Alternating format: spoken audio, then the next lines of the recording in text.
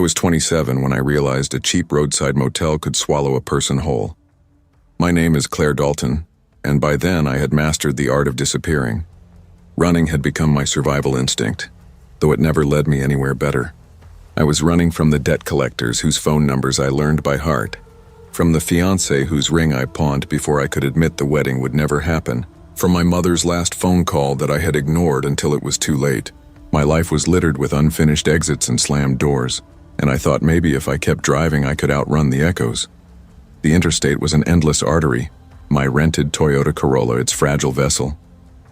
Gas stations blurred into each other, white fluorescent islands of stale coffee and dust, and my playlist repeated so many times the songs no longer had meaning. By the time I pulled into Fresno, my eyelids felt sandpapered, and every mile marker shimmered as if through heat waves. It was October 19th, 2023, at 11:42 p.m., when I found the Redwood Pines Motel, 2206 Highway 99. I didn't pick it so much as collapse into it. The neon sign sputtered in fractured syllables. Red pin, the missing letters bleeding into static light.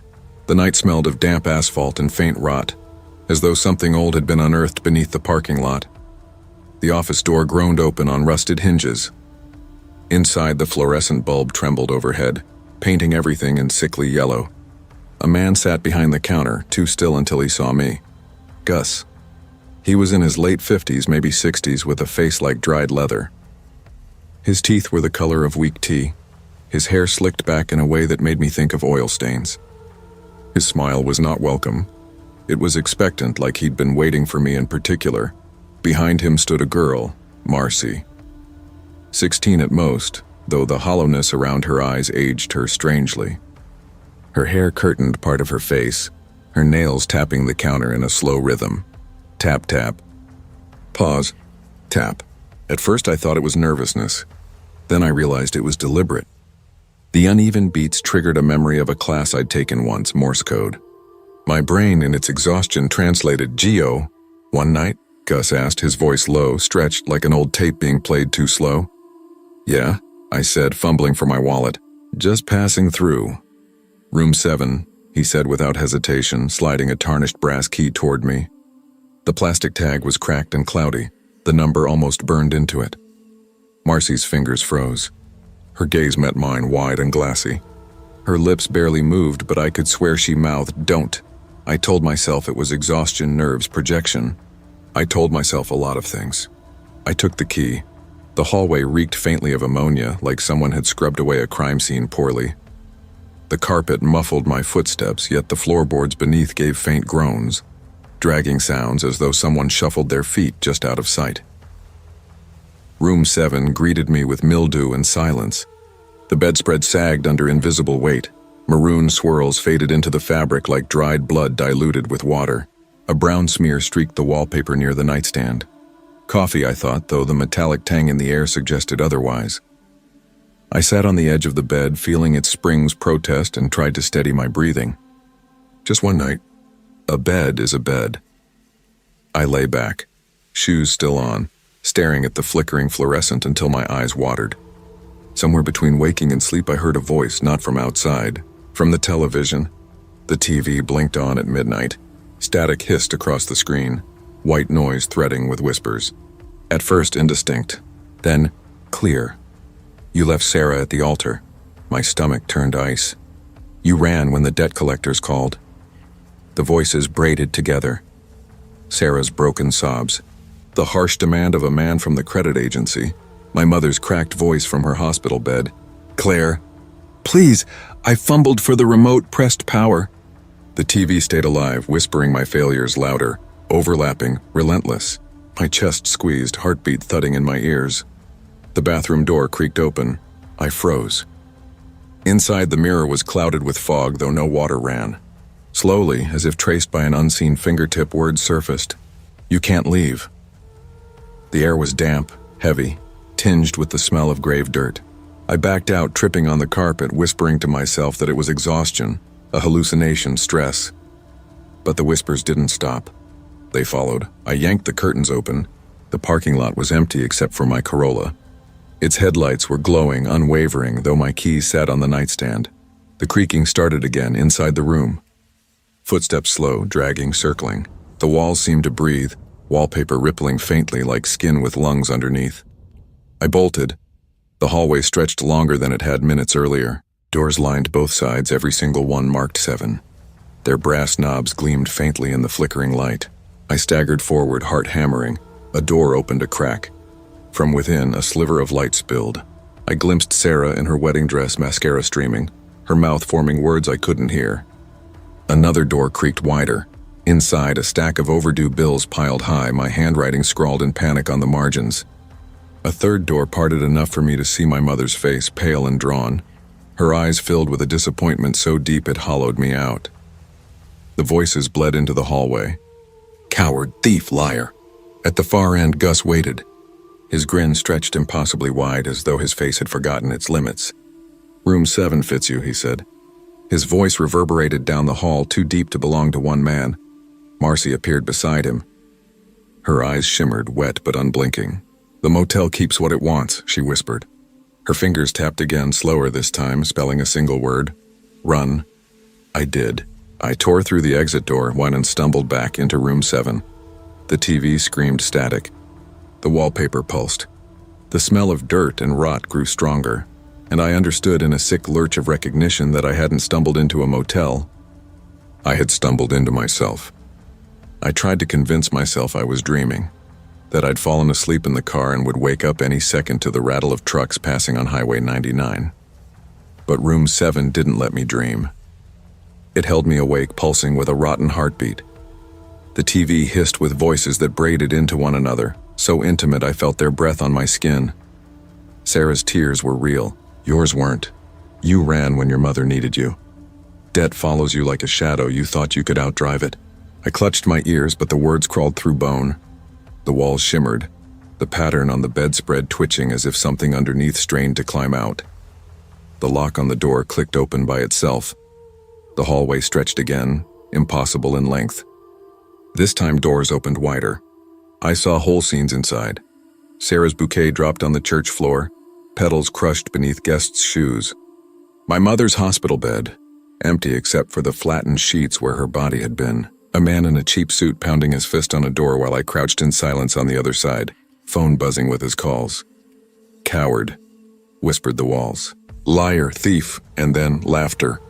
Not my ex's, not my mother's, Gus's. It came rolling down the hallway, low and guttural, shaking the floor beneath my feet.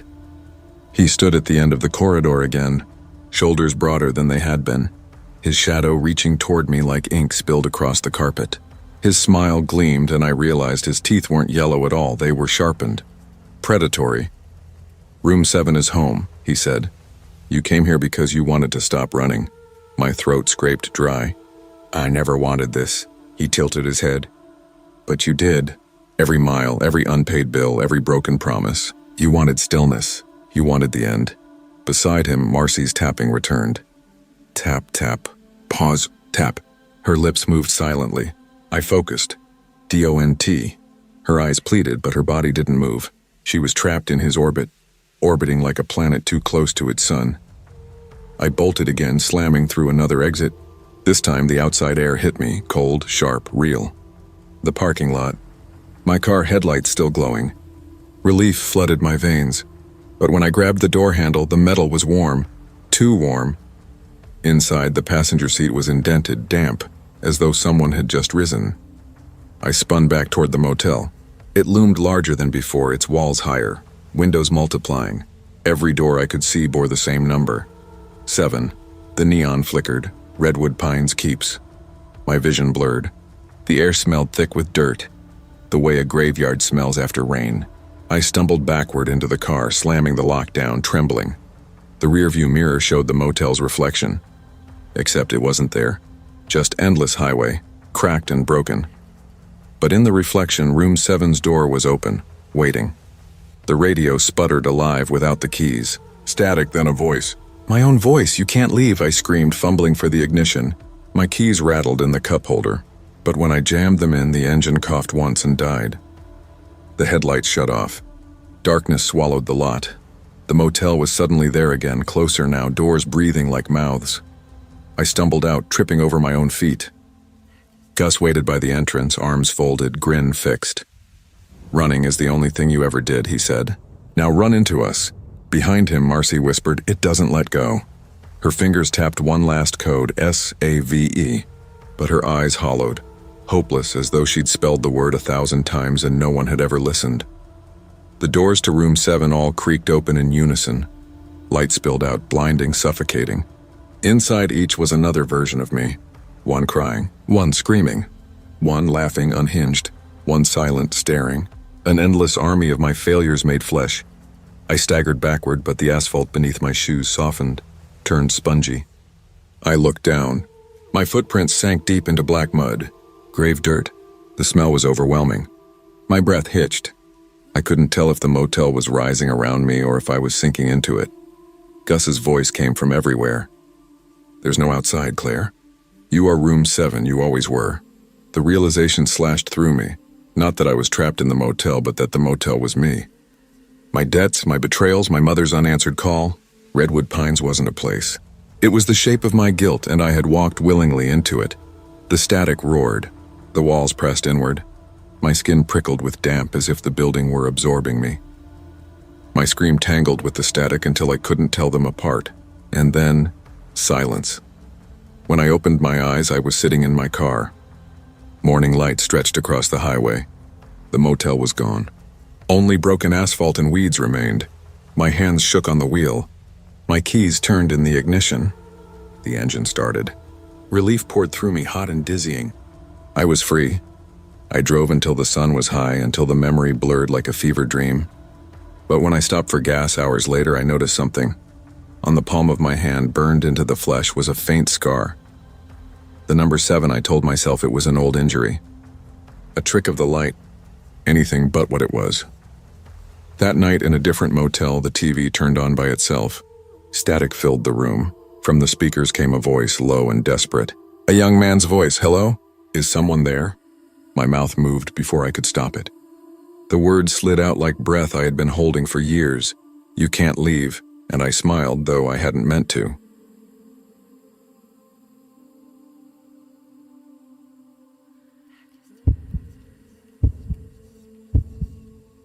The night I checked into the Sycamore Hollow Motel, I knew I wasn't alone even before I saw her in the glass. My name is Rachel Dunn, 29, paralegal at Carter & Leeds Law Offices, 7311 Blake Avenue, Louisville, Kentucky. I wasn't supposed to be here. Not in this rundown slip of a roadside motel clinging to the edge of nowhere. I should have been in Lexington, preparing depositions for the Mornington case, buried in transcripts and coffee and all the sterile safety of law. That's what my life was supposed to be. But supposed to be doesn't hold much weight when you've already dropped the ball on nearly everything that mattered. The storm had been chewing at my car for hours, hammering the windshield until it felt like the glass itself might buckle. I should have stopped earlier, but I kept pushing mile after mile because sitting alone in a cheap motel felt worse than drifting half asleep on the highway. Until the sign appeared through the storm, a ragged neon glow buzzing, sputtering Sycamore Hollow Motel.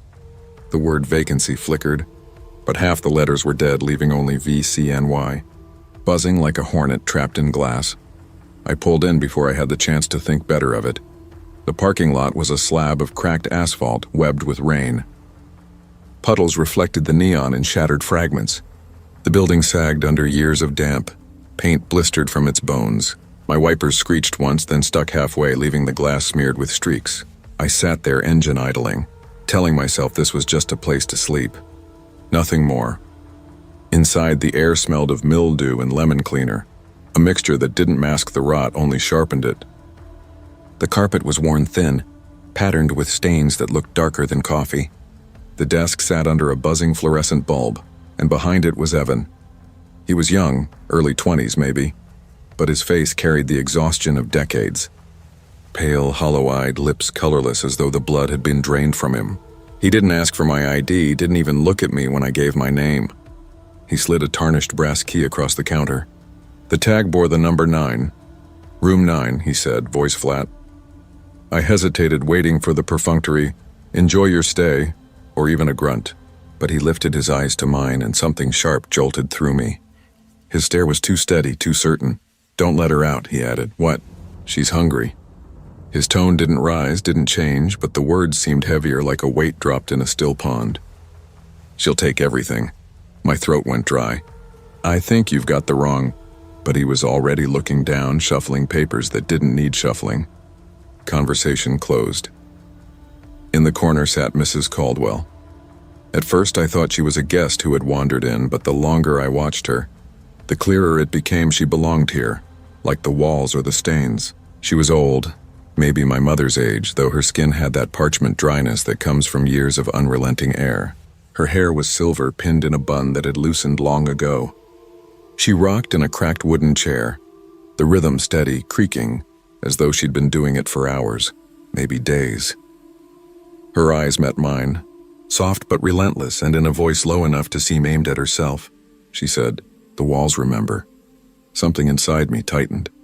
I wanted to ask what she meant, but the look in her eyes made me stop.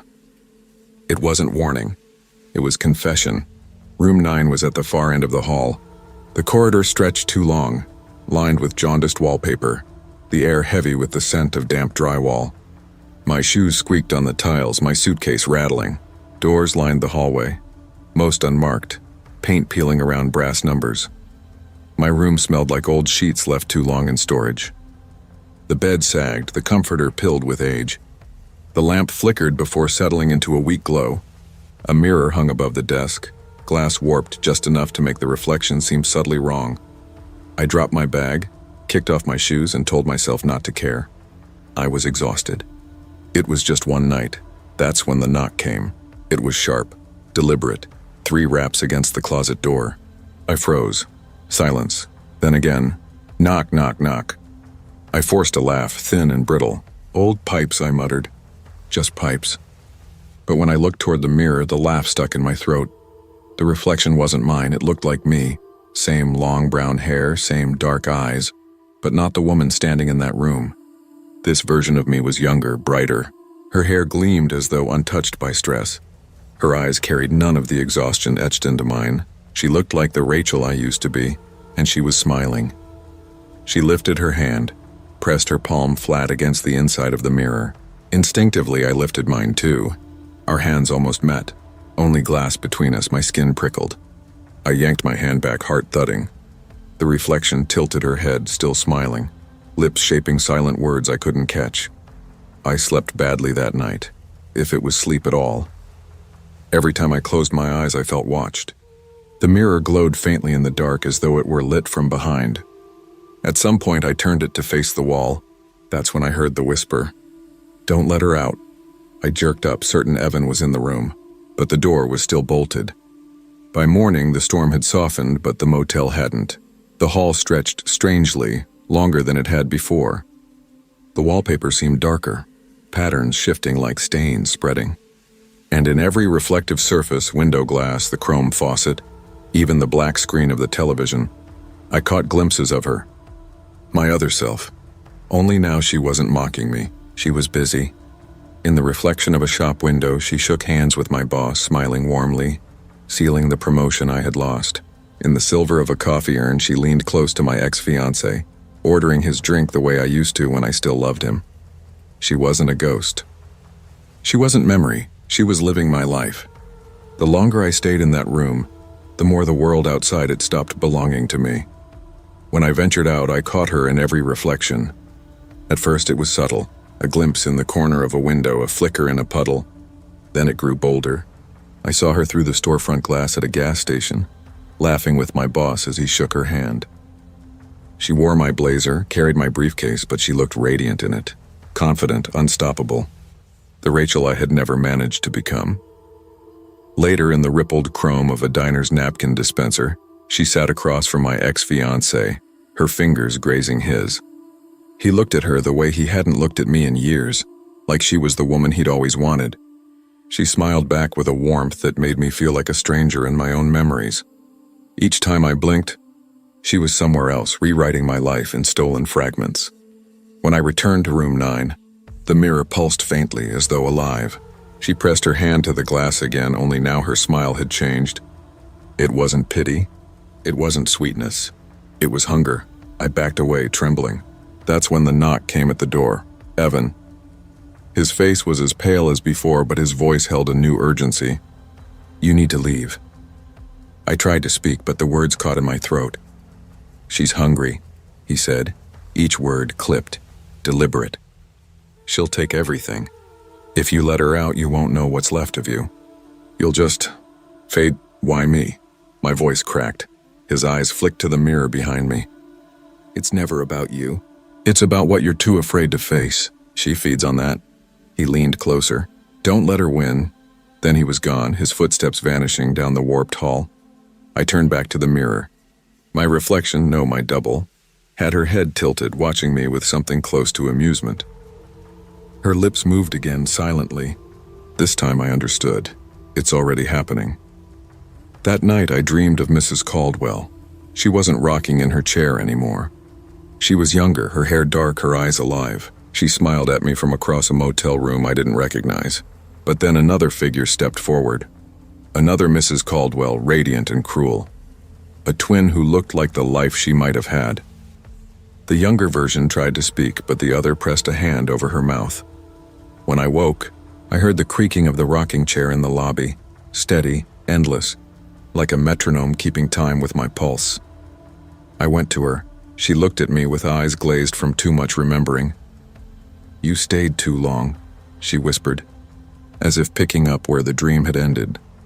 "I stayed too long too." She took my place. Her hands trembled as they gripped the armrests of the chair. "Now I rock. If I stop, she comes back." The walls keep her fed." My throat tightened. "You're trapped here." Her gaze sharpened suddenly, cutting through her fog. "So will you be." By dawn, the storm had returned. Rain lashed the windows, rattled the glass. In the mirror above the desk, my double wasn't waiting anymore. The glass rippled, alive, bulging outward as though something pressed against it from inside. Then, with a sound like bone splitting, the mirror shattered. She stepped through barefoot, water dripping from her hair, glass clinging to her skin. Her eyes gleamed, her smile wide, merciless, and she moved toward me. I stumbled back, heart pounding, feet tangling in the sheets. The carpet squelched under her steps, each print a wet echo of my own. I bolted. The hallway stretched endlessly, doors multiplying, numbers blurring. Behind me, I heard the slap of her feet, the wet rhythm of her pursuit. She didn't run, she stalked, steady, certain, as though she already knew I couldn't escape. I crashed through one door and found myself in the law office I'd left behind, fluorescent lights buzzing, stacks of files looming. My colleagues stared at me with blank, glassy eyes. Then in the reflection of a polished table, I saw her again, already seated at my desk, laughing with my boss, radiant in the life I'd abandoned. "No," I screamed, and the office dissolved into motel wallpaper. I ran again. The walls seemed to pulse with my heartbeat. The carpet sucked at my shoes. The rocking of Mrs. Caldwell's chair echoed louder and louder, until it was all I could hear. And then, silence. I turned a corner and slammed into Evan. His hands gripped my shoulders, hard enough to hurt. "You can't outrun her," he hissed. "She doesn't want the motel. She wants you. If you keep running, she'll catch you. And when she does, there won't be anything left." What do I do? My voice shook, his expression twisted into something like pity. "There's nothing you can do." Behind him, I saw her, my double. Her smile was wider now, splitting her face like a wound. I shoved past him and sprinted. The front door loomed at last, glowing faintly in the dark. I threw myself against it, bursting out into the storm. Rain soaked me instantly, cold and sharp as needles. My car waited in the lot, headlights on, engine idling, though the keys were in my pocket. I yanked the door open, collapsed into the driver's seat, and slammed the accelerator. The tires shrieked on the wet pavement as I tore away from the motel. But in the rearview mirror, her face stared back. Not behind me. Not chasing. In the back seat.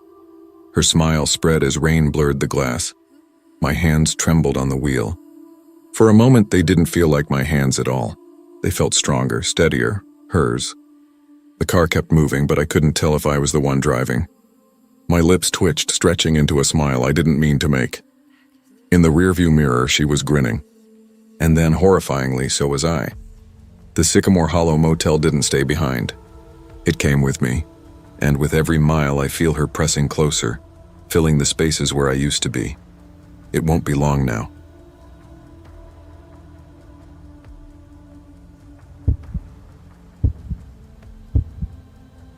I was 32 when the storm pinned me down.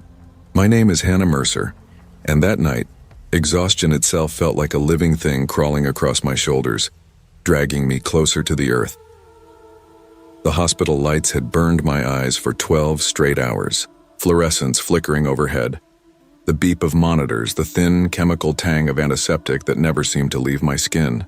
By the time I pulled out of St. Mary's Medical Center, 201 East Broad Street, Columbus, Ohio, my scrub smelled of sweat, latex, and faint iron. I told myself I'd make it home. 30 minutes on I-70, 30 minutes to shed this second skin of fatigue. But the sky broke open. Freezing rain struck the windshield like handfuls of thrown gravel. Wipers screeching across glass that never seemed clean enough. My hands clamped the wheel, knuckles bone white. Each mile grew heavier. The world blurred at the edges, headlights streaking like ghost tails. Worse than the storm was the guilt-riding shotgun. My father was dying in hospice across town. Lung cancer, stage 4. They'd called me that morning. He asked for you, Hannah. He was awake, lucid. I'd promised him weeks ago I'd be there at the end. I'd promised him I wouldn't let him go alone, but I went to work instead. I told myself bills didn't pause for death.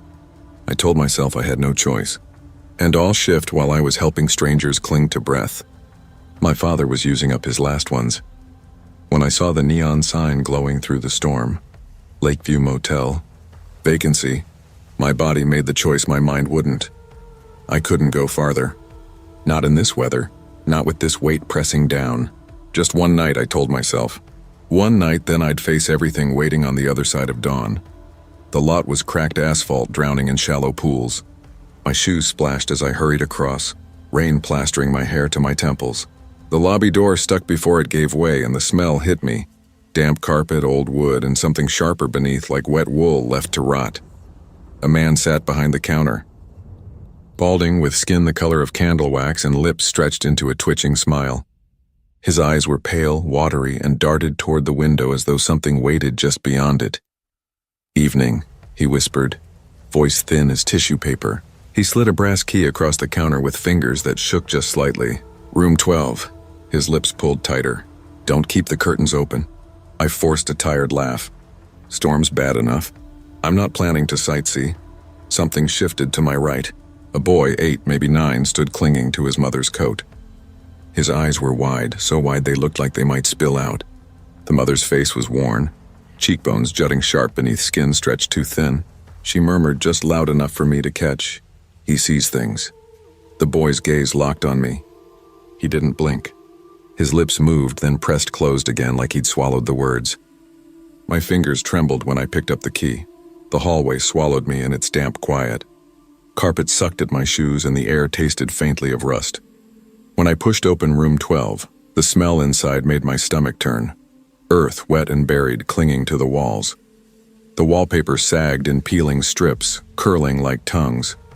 The carpet was stiff with age, the corners dark with something I didn't want to name. But the window pulled me most. It framed the lake. Black. Still. Rain spattered the glass, yet the surface below never rippled. It looked like obsidian, unbroken and unnatural. I sat on the bed, the mattress sinking unevenly beneath me. My bag slid to the chair, untouched. My hands pressed against my eyes, trying to block out the storm. The day. The memory of my father's thin hand clutching mine. "Promise me, Hannah," he'd rasped that night weeks ago. Oxygen hissing at his bedside. "Promise me you'll be there." I hadn't been. When I lowered my hands, I froze. At the shoreline stood a figure. At first I thought the glass warped from rain, but no. It was her, my shape, my posture, my hair clinging wet to cheeks exactly like mine, her head tilted in a way I knew too well. Her lips moved soundlessly, shaping words I couldn't hear. I stumbled back, breath ragged, blinked once. The shoreline was empty, the phone rang. One shrill note cutting the silence. I snatched it up, pulse hammering.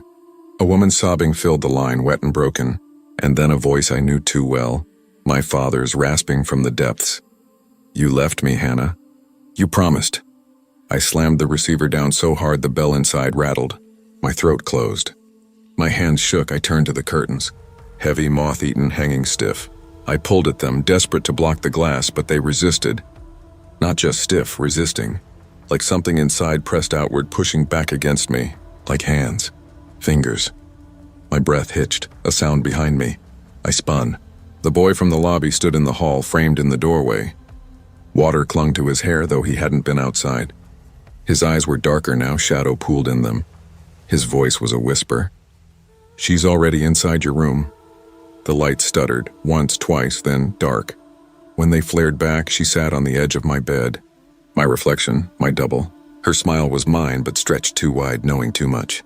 And when her lips parted, my father's voice poured out, "Stay with me. Stay forever." I stumbled back, knocking the lamp. The bulb burst, glass scattering, plunging half the room into shadow. She only smiled wider. I ran, the hallway blurred around me. Carpet gripped my shoes like mud, slowing me. Somewhere, the clerk's laugh drifted soft and patient. The lobby door gave way beneath my weight. Rain hammered me, cold needles on my skin. My keys fumbled in my hands, slick. Somehow the engine caught. Tires splashed, the neon shrinking behind me. I drove. God, I drove until dawn. But the storm clung and the fog thickened. No matter which turn I took, no matter how far the road stretched, the same red sign bled through the mist. Lakeview Motel, vacancy. I don't remember sleeping. I don't remember stopping. But at some point I was back at the hospital, hair still damp, scrubs clinging cold to my skin, and when I caught myself in the shine of a monitor for one flickering heartbeat, she was there. My reflection, lips moving, shaping the words I was too afraid to hear. The morning after should have meant safety, but dawn brought no relief. I stumbled into St. Mary's, hair still damp from rain that no longer fell, scrubs clinging cold to my skin. I don't remember sleeping. Don't remember how the night dissolved into pale daylight. All I know is that I arrived back at the hospital as if carried by invisible hands, as if every road bent only toward here. The halls buzzed with morning shift. Clipboards chatter, shoe soles squeaking across polished floors. To anyone else, I must have looked like another tired nurse dragging herself in. But I felt hollow, as though I'd left something behind in room 12 and it was calling me back. I caught sight of myself in a wall-mounted monitor, a pale reflection washed by fluorescent light. For a moment, her face wasn't mine. The tilt of her head was too sharp. Her smile curled too knowingly. My stomach clenched and I blinked. The screen showed only me again. Hollow-eyed, hair straggled, I thought of my father. They said he died quietly in the night, sometime past 2 a.m., while I was cowering in that motel room. While I was fighting curtains that felt like hands, he was slipping away alone. The guilt rotted me from the inside. I'd promised him. Weeks before, he'd whispered through rattling breath, "Promise me you'll be here, Hannah. Don't let me be alone." And I'd nodded. I'd taken his hand, weak and trembling, and said the words back. But I hadn't been. That night, the phone call in the motel hadn't been imagination. It had been him. His voice. And she, the double, the reflection, had spoken in his tone because she had him. She had what I abandoned. I made it through 3 hours of rounds before I cracked. I ducked into the staff bathroom, locking the door behind me. My reflection swam in the mirror above the sink. My face, my tired eyes. But as I leaned close, her lips parted first before mine moved. Her voice, my father's rasp. "You left me, Hannah. Now you'll stay with me." I stumbled back so hard my shoulder struck the stall. The bathroom door creaked. I thought it was another nurse, but when I looked down, small shoes stood at the threshold. The boy from the motel. His hair was still damp as though from rain, his skin pale as the tiled walls. He stood silent, his eyes black pits fixed on me. No one else seemed to notice. No footsteps in the hall. No chatter beyond the door. Just me and him. "You don't belong here anymore," he whispered. His voice echoed strangely as though two tones overlapped. "She's waiting." I blinked and he was gone. But when I looked back at the mirror, he stood behind my reflection, his small hand resting on her shoulder. And she smiled with my mouth. The days blurred, each one an echo of the last, as though time itself folded back on itself.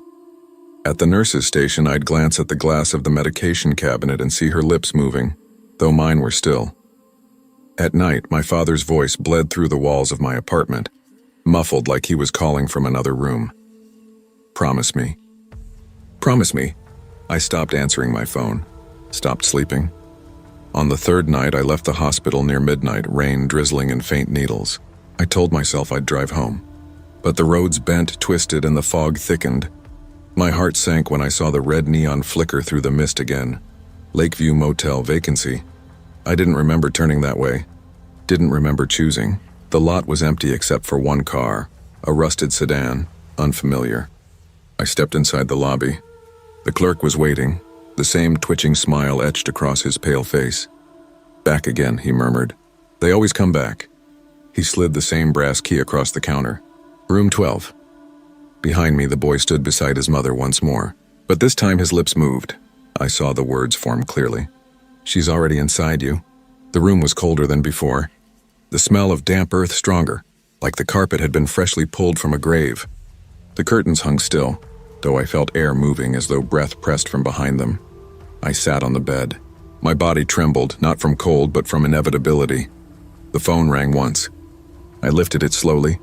My father's voice rasped through the line, weaker now as though each word cost him. "You promised me, Hannah. I waited, and you left me. I was alone." Tears burned my eyes. "I'm sorry," I whispered. "I'm so sorry." The line crackled. Another voice layered beneath his, hers, mine, the reflection. "Then stay. Stay with us." The curtains stirred, not outward but inward, like breath drawing them close. I stood, every part of me shaking, and then I saw her. Not in the glass, not outside the window. On the bed, sitting where I sat. My double. My reflection made flesh. Her eyes gleamed too bright, her smile too wide. This time the boy entered the room. His small hand reached for mine. "Cold, so cold it burned. She's yours now," he whispered, eyes locked on me. "Or you're hers." I tried to pull back, but his grip was iron. His other hand lifted, pointing toward the mirror across from the bed. My reflection wasn't there anymore, only her. Only the double. She moved when I didn't. She tilted her head, lips curling in triumph. The boy's voice echoed inside my skull. "It was never about the lake. It was always about the promise you broke. That's what she feeds on," I screamed. "I don't remember leaving. Don't remember the drive. Only that I woke in the hospital again. Dawn bleeding gray through the windows. But something was wrong, the smell. Not bleach, not antiseptic. Damp earth, mildew, motel carpet. It clung to the hallways, faint but there. The sound. Not the steady beeps of monitors, but a low rasp in the walls. My father's voice. "Stay with me. Stay forever." And the reflections. Everywhere. In monitors, in polished tiles, in metal trays. She was always there. Smiling. Waiting. Her lips moved, though no sound came. The boy appeared at the end of the corridor, eyes wide and black. Nurses passed through him without seeing, their faces blank. He lifted his hand and pointed directly at me. "You're already hers," he whispered. I pressed my hands to my ears, tears burning hot. "No, I'm not. I'm me." But when I looked up, every reflective surface around me, the glass, the screens, even the metal of the crash cart, showed her face instead of mine. Her smile. Her eyes, and they were all moving closer. The smell grew stronger, suffocating. Damp earth filling my lungs. The lights flickered, shadows stretching too long. My father's voice filled the walls, overlapping with hers, with mine, until I couldn't tell which was which. "You left me. You promised. Stay forever." I fell to my knees. The world tilted. The boy crouched beside me, his hand cold on my shoulder. "It's easier if you don't fight," he whispered. "She only wants what you owe." I looked up, and everywhere I turned she was there, my double, closing in from every reflection, every shimmer, every glass surface. Smiling with my mouth, when I close my eyes I still see her. When I breathe, the air tastes of damp motel carpet. The hospital has become the room. The room has become the hospital. There is no difference now. The last thing I remember clearly is her hand touching mine. Cold, final, and my father's voice, softer now, almost tender. "That's it, Hannah. No more promises broken. Stay." The lights flickered once more, and then only the red glow of neon searing through endless fog. Lakeview Motel, vacancy.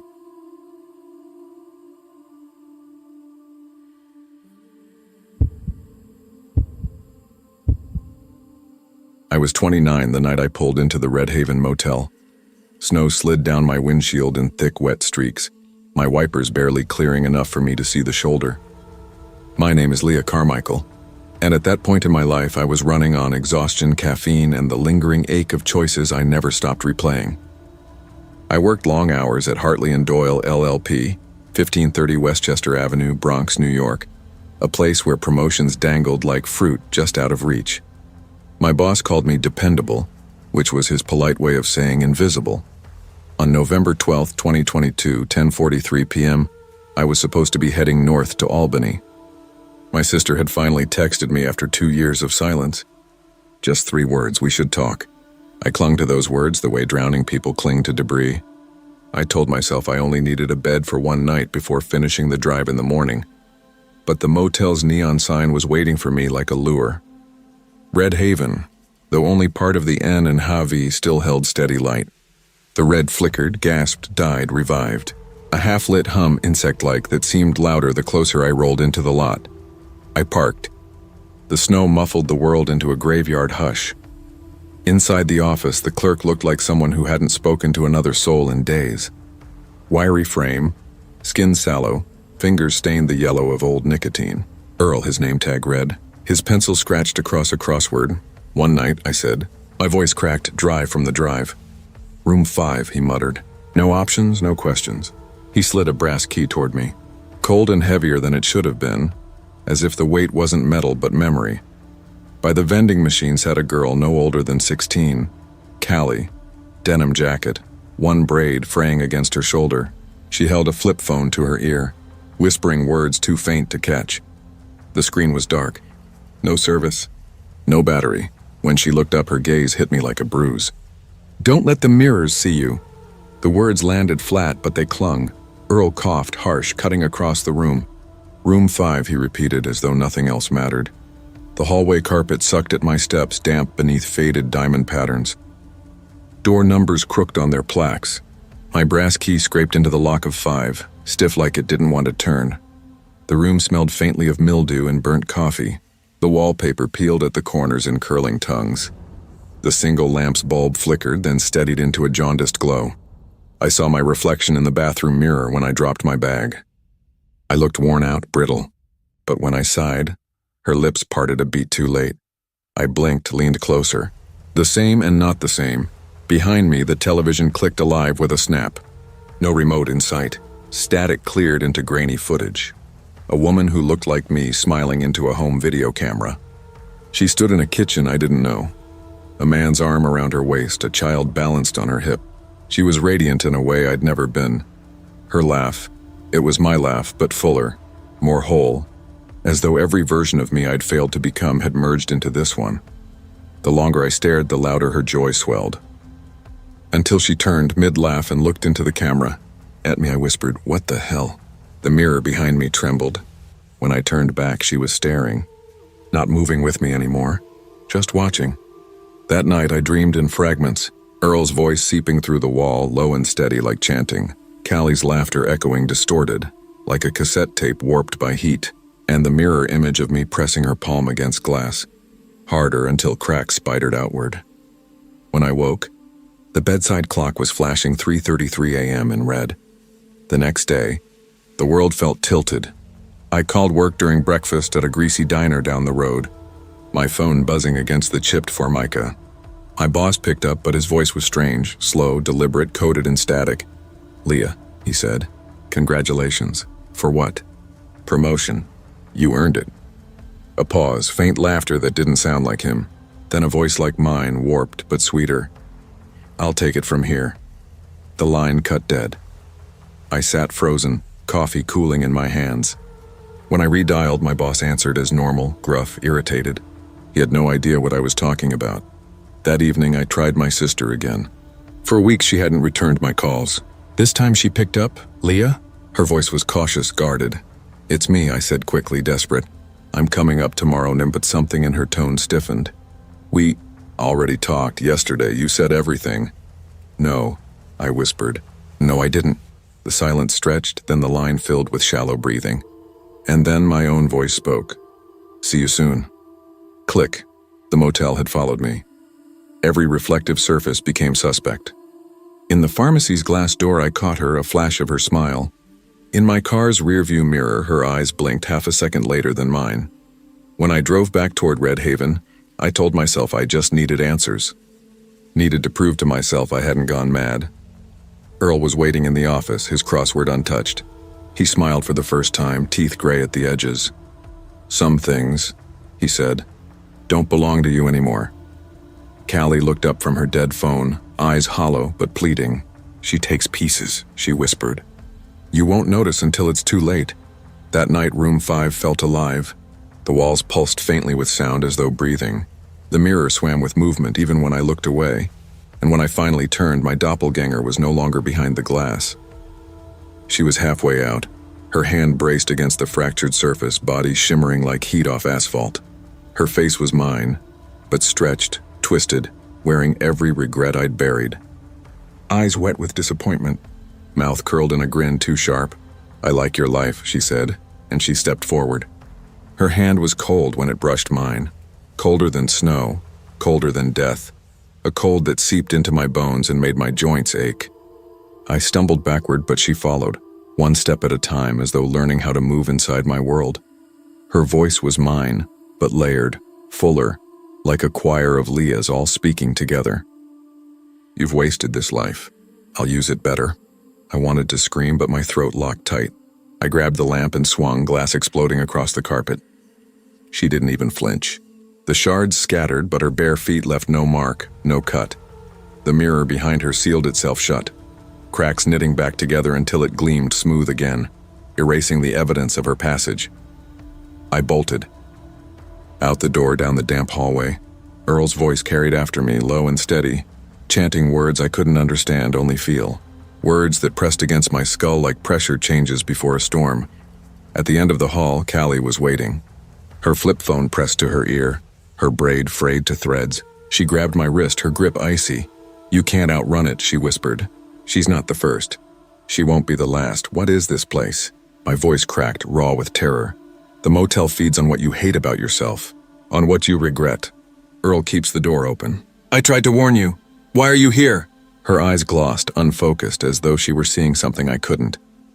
"Because she took me. I stayed too long." The phone at her ear buzzed suddenly, though the screen remained dark. A voice hissed through the static. Not hers, not mine, something in between. She flinched. "Go." I drove until my gaslight blinked red, until the snow turned to rain, until my hands cramped around the wheel. But no matter where I stopped, diners, gas stations, side streets, I kept catching her. In the silver handle of a bathroom stall, she stood behind me, smiling with lips that weren't quite mine. In the black glass of my phone screen, she mouthed words I couldn't hear. In the glare of a passing car's window, her reflection sat in the driver's seat, hands firm on the wheel, confident, in control. I stopped calling my sister, stopped answering numbers I didn't recognize. Every voice on the line carried an undertone of her, threaded like poison. At work, things twisted. An email congratulated me on a promotion I hadn't earned. Colleagues spoke to me like I'd already taken it, like I'd been in meetings I never attended. My boss looked at me strangely when I asked questions.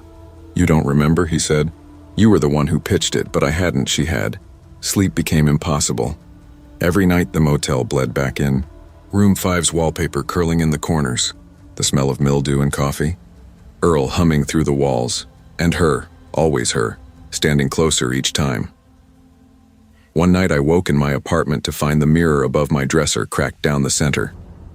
I hadn't touched it, but the cracks formed veins pulsing faintly with light. Her voice seeped through. "You're wasting time. Let me." I threw a blanket over it. The blanket shifted in the night.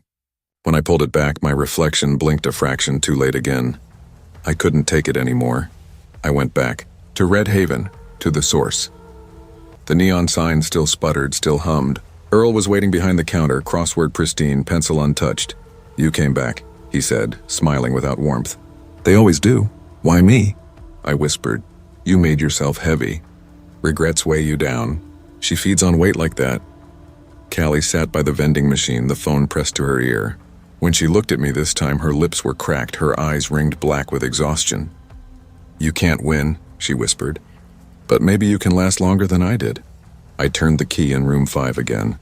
My hands trembled, but I knew I had no choice. The walls pulsed. The air thickened, syrupy, clogging my lungs. The mirror shimmered with light like water on glass, and she stepped out. She wasn't perfect anymore. She was twisted, grotesque, her mouth stretched wider than mine ever could. Her eyes burned with disappointment and hunger.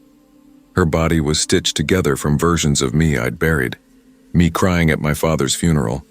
Me frozen in the courtroom when I should have spoken. Me breaking down in the bathroom at work. Every failure, every weakness, every regret I thought I'd hidden, she wore them like a gown. "I am everything you threw away," she whispered. "And I'm stronger for it." She lunged. We hit the floor hard. Her hands clamped around my throat, cold and unyielding. I clawed at her arms, but her skin felt like glass, slick, unbreakable. The lamp lay shattered by the bed. My fingers found a jagged shard. I drove it into her side. No blood. Just a hiss like steam escaping a kettle. She reeled back, face splitting into a grin too wide. "You think you can kill me? I am you." She dragged me toward the mirror. Its surface rippled, black and hungry. My reflection and hers warred for dominance, images overlapping until I couldn't tell which was which.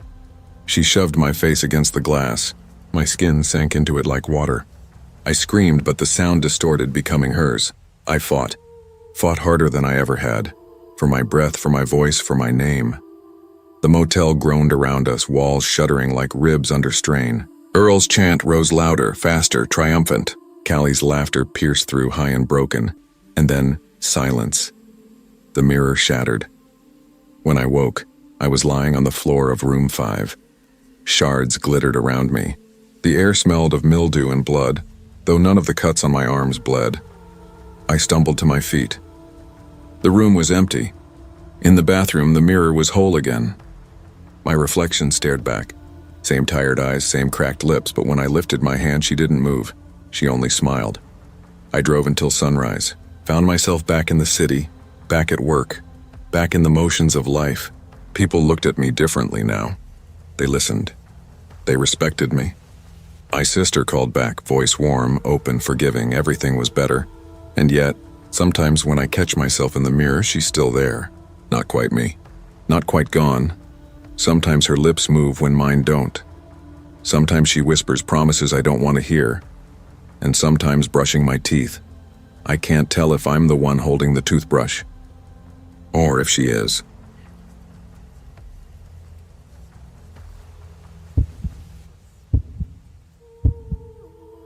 I checked into the Ash Grove Motor Lodge on a night when the rain wouldn't quit.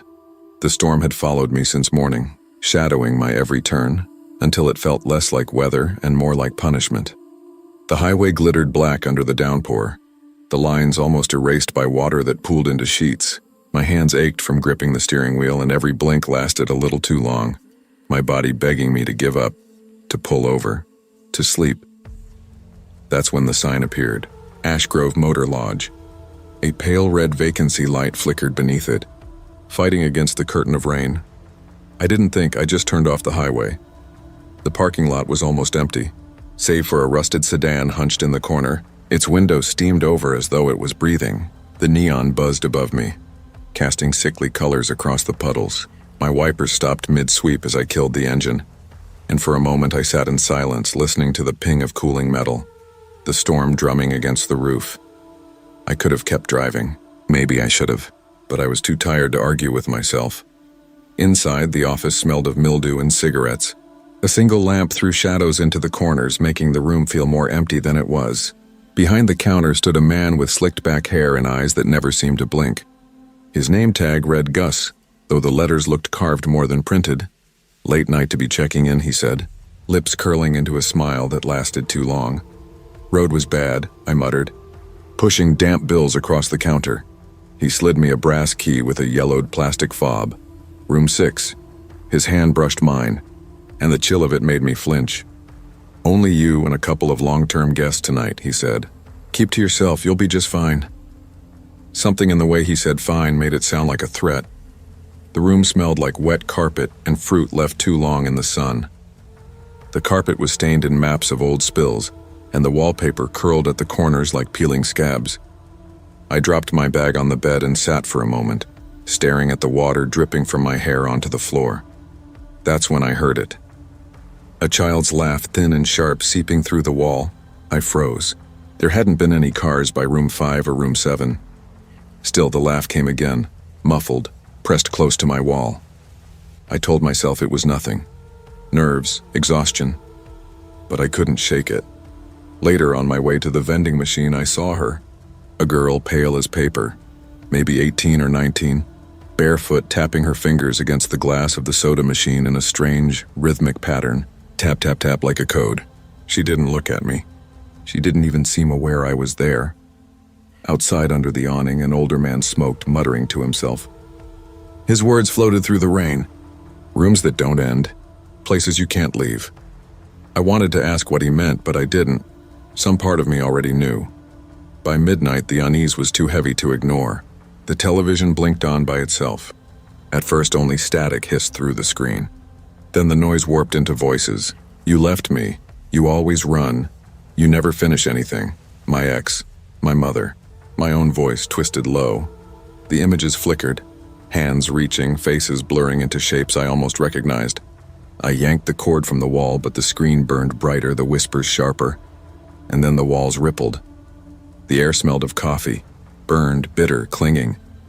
When I blinked, the motel room was gone. I was standing inside the White Birch Cafe, but not the cafe I remembered. This one sagged like a body left too long in the sun. The linoleum floor wept black liquid. The overhead lights buzzed but gave no warmth. The coffee machine screamed like a boiling kettle, but no steam rose. Only a dark, tar-thick ooze that spilled across the counters, dripping onto the floor. The booths bled coffee from the seams, staining the vinyl like fresh wounds, and the regulars were there.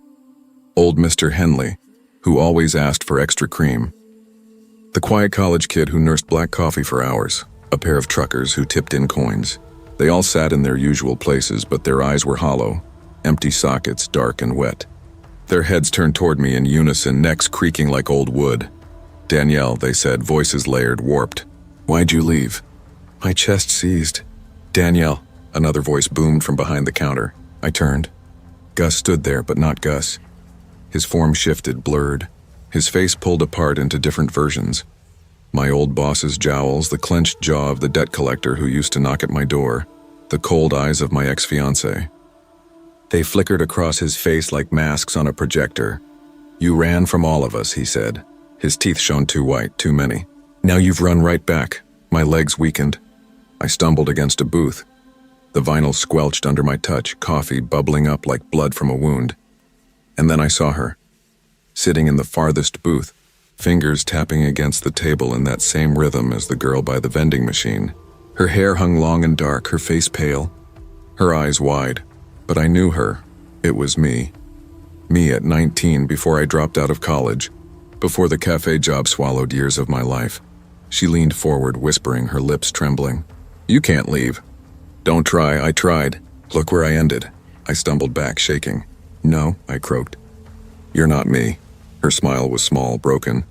Not anymore. The cafe shuddered. The coffee machine shrieked louder, spilling black sludge. The regulars rose from their seats.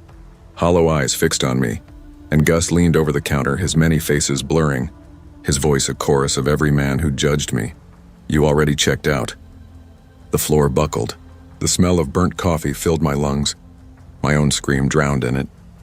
The floor lurched beneath me, and suddenly I was running. My legs didn't remember choosing, but my body pushed forward out of the cafe into the hallway of the Ashgrove Motor Lodge again. The transition was instant, like stepping through a film screen.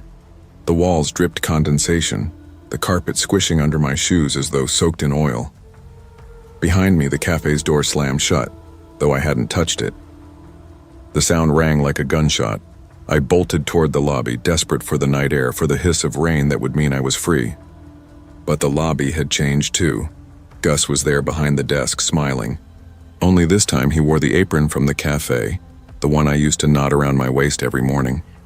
Its front was soaked black, dripping down his shoes, but he didn't seem to notice.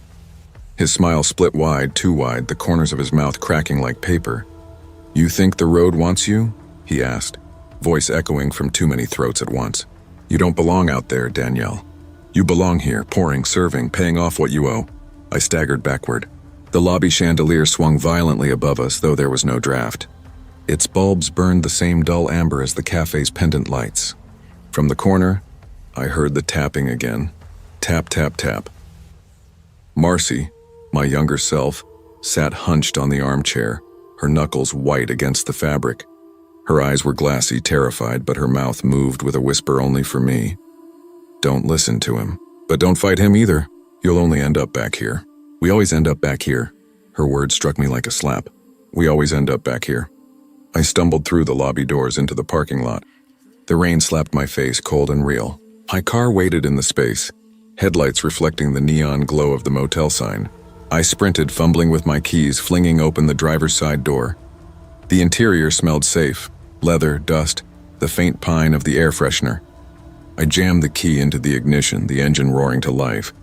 Relief burst through me like breath after drowning. I tore out of the lot, tires hissing across wet asphalt. The neon sign receded in the mirror, red shrinking into the distance. But the highway ahead didn't change. The rain sheeted endlessly, the white lines blurring, the curves repeating. 10 minutes passed, 20, 30. Every sign I passed bore the same name. Exit 4, Ash Grove Motor Lodge. I clenched the wheel until my fingers went numb. No, I whispered. No, no, no. The gas needle sank lower. But the road gave me nothing new. When I glanced in the rear view, my breath caught. The motel wasn't shrinking, it was still there. Exactly the same size, exactly the same distance away. Glowing faintly through the storm, I slammed the brakes. The car fishtailed, skidding across the slick road. My seatbelt bit into my chest as I jolted to a stop. The hazard lights blinked in time with my heart. When the world steadied, I realized the engine was silent. And outside the windshield, the neon glow loomed larger than ever. The Ash Grove Motor Lodge stood before me. I never left. The realization crushed the breath from my lungs. I shoved the door open and stumbled out into the rain, but the rain wasn't rain anymore. It was coffee. Burnt, acrid, splattering black across the pavement, soaking into my clothes, sticking to my skin. It ran down my arms like tar, heavy and suffocating. The motel's lights flickered and shifted until they glowed the same warm amber as the cafe's bulbs. The air smelled of scorched beans, of years wasted in steam and grease. I tried to scream, but the sound died in my throat. From the lobby window, Gus watched me. His face flickered through the masks of everyone I had disappointed. My boss's sneer, the collector's glare, my ex's clenched jaw. His mouth moved, but the glass warped his words until they arrived inside my skull. You already checked out. And from the rain, no. The coffee, Marcy emerged, soaked, trembling, her eyes reflecting mine. Not a stranger, not a ghost, just me younger, unbroken. She reached out a shaking hand. You never left, Danielle. You never left the cafe. You only dreamed you did. The parking lot spun. The motel bent and folded until its shape became booths and counters. The hiss of the coffee machine. The scrape of cutlery against chipped plates. And I was back. The white birch cafe stretched around me, warped and endless. The booths bled coffee. The regulars watched with hollow sockets. The air pressed close, sticky and hot. Behind the counter, Gus leaned forward, apron dripping, smile splitting his face. This is all you are, he said. All you'll ever be. Marcy tapped her fingers against the table in that same hollow rhythm. Tap, tap, tap. Her voice broke as she whispered, It's a loop. You can't wake up. You can only serve. I tried to run. I tried every door, every hallway, every imagined highway. But they all folded back here, back to the hiss of coffee boiling into screams. Back to the endless accusing stares of the people I once served. Back to Gus's grin. Back to Marcy's broken rhythm, back to the cafe. The truth settled into me like hot tar. There was no escape. I hadn't left years ago when I quit, when I threw down the apron and walked out. I hadn't left when I packed my car with boxes. When I sped away from Concord, I had never left at all. And as the cafe lights flickered and the smell of scorched coffee filled my lungs, I heard myself whisper into the empty room, I never left the cafe.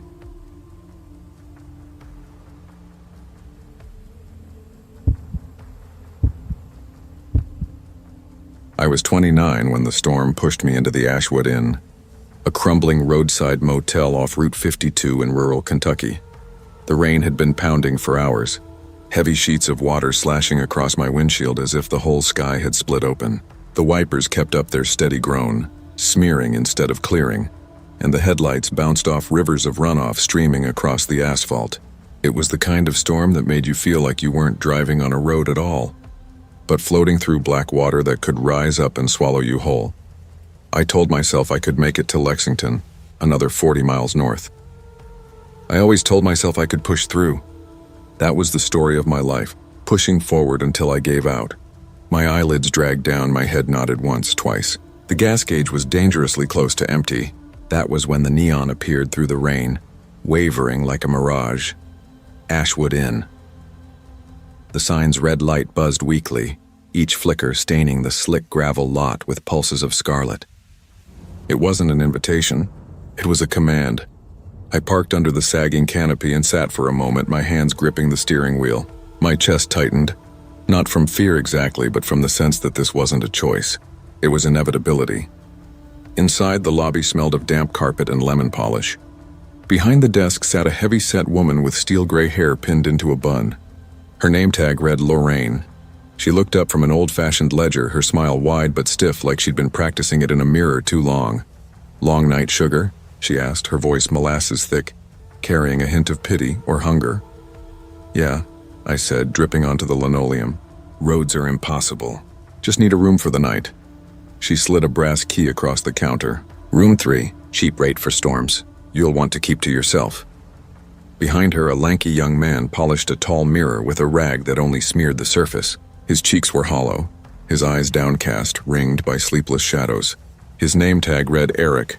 As I reached for the key, he whispered, barely moving his lips, "Don't stay near the windows." Lorraine's head whipped toward him. "Hush, boy." The sharpness in her tone sliced the air. Then she turned to me again with that stretched smile. "He's tired. Pay him no mind." I almost asked what he meant, but fatigue won. I took the key, thanked her, and trudged down the hall. Room 3 was exactly what I expected, and worse. The cigarette smoke never left the walls, no matter how much detergent tried to mask it. The wallpaper peeled in ragged curls. A brown stain spread across the ceiling like moldy wings. The bathroom sink dripped in steady rhythm, each plink echoing too loud in the silence. I told myself I could handle it. I'd handled worse.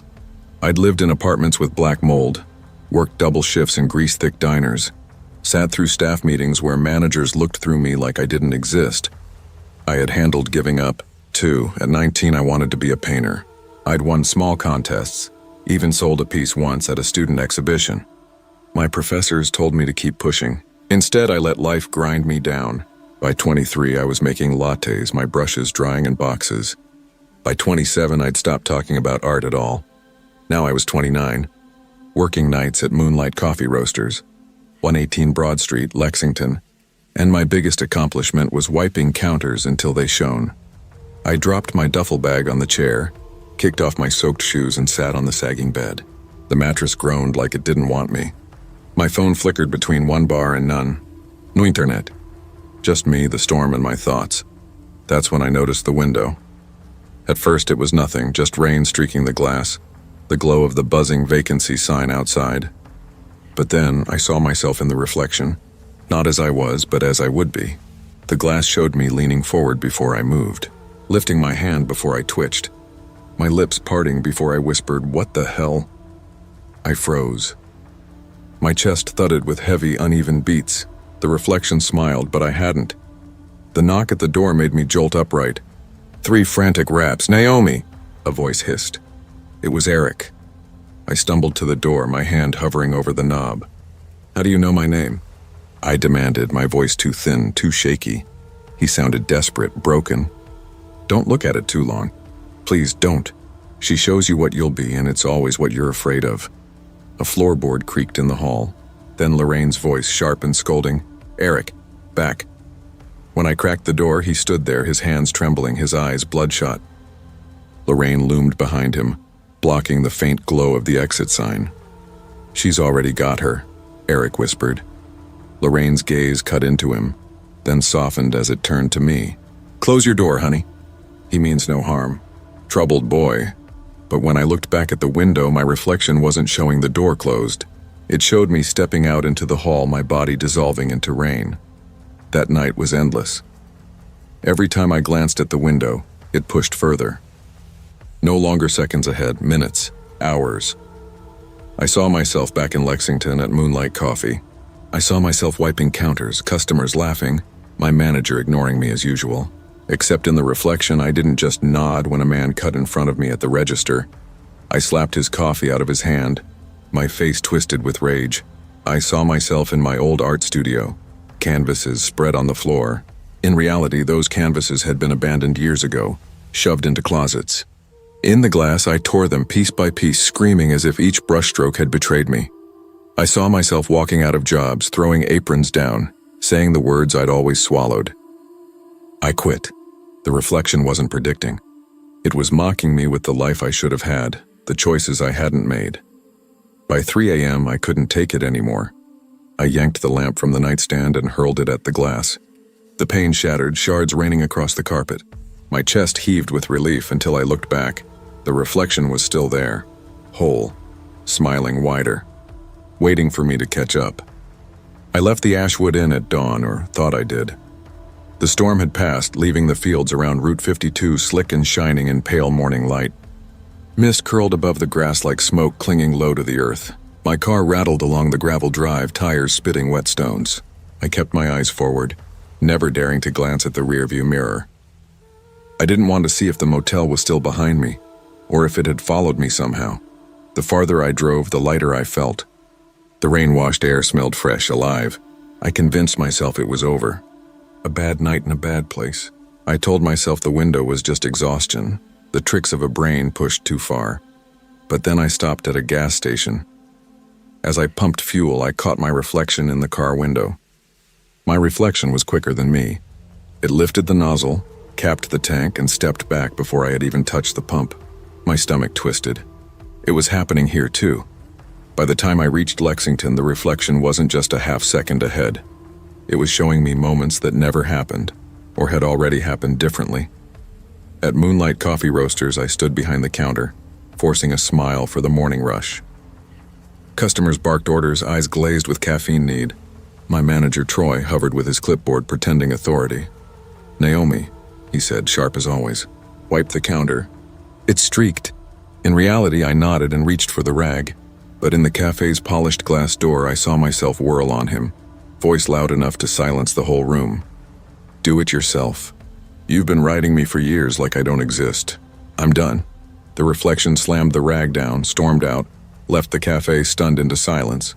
But I stayed. I wiped the counter. My hands trembled. Later, a customer shoved past me without a glance. My reflection didn't step aside politely the way I always did. It shoved back, hard. The man toppled, his latte splattering across the tile like blood. My reflection stood over him, unafraid. I looked down at my real hands, steady and useless, holding nothing.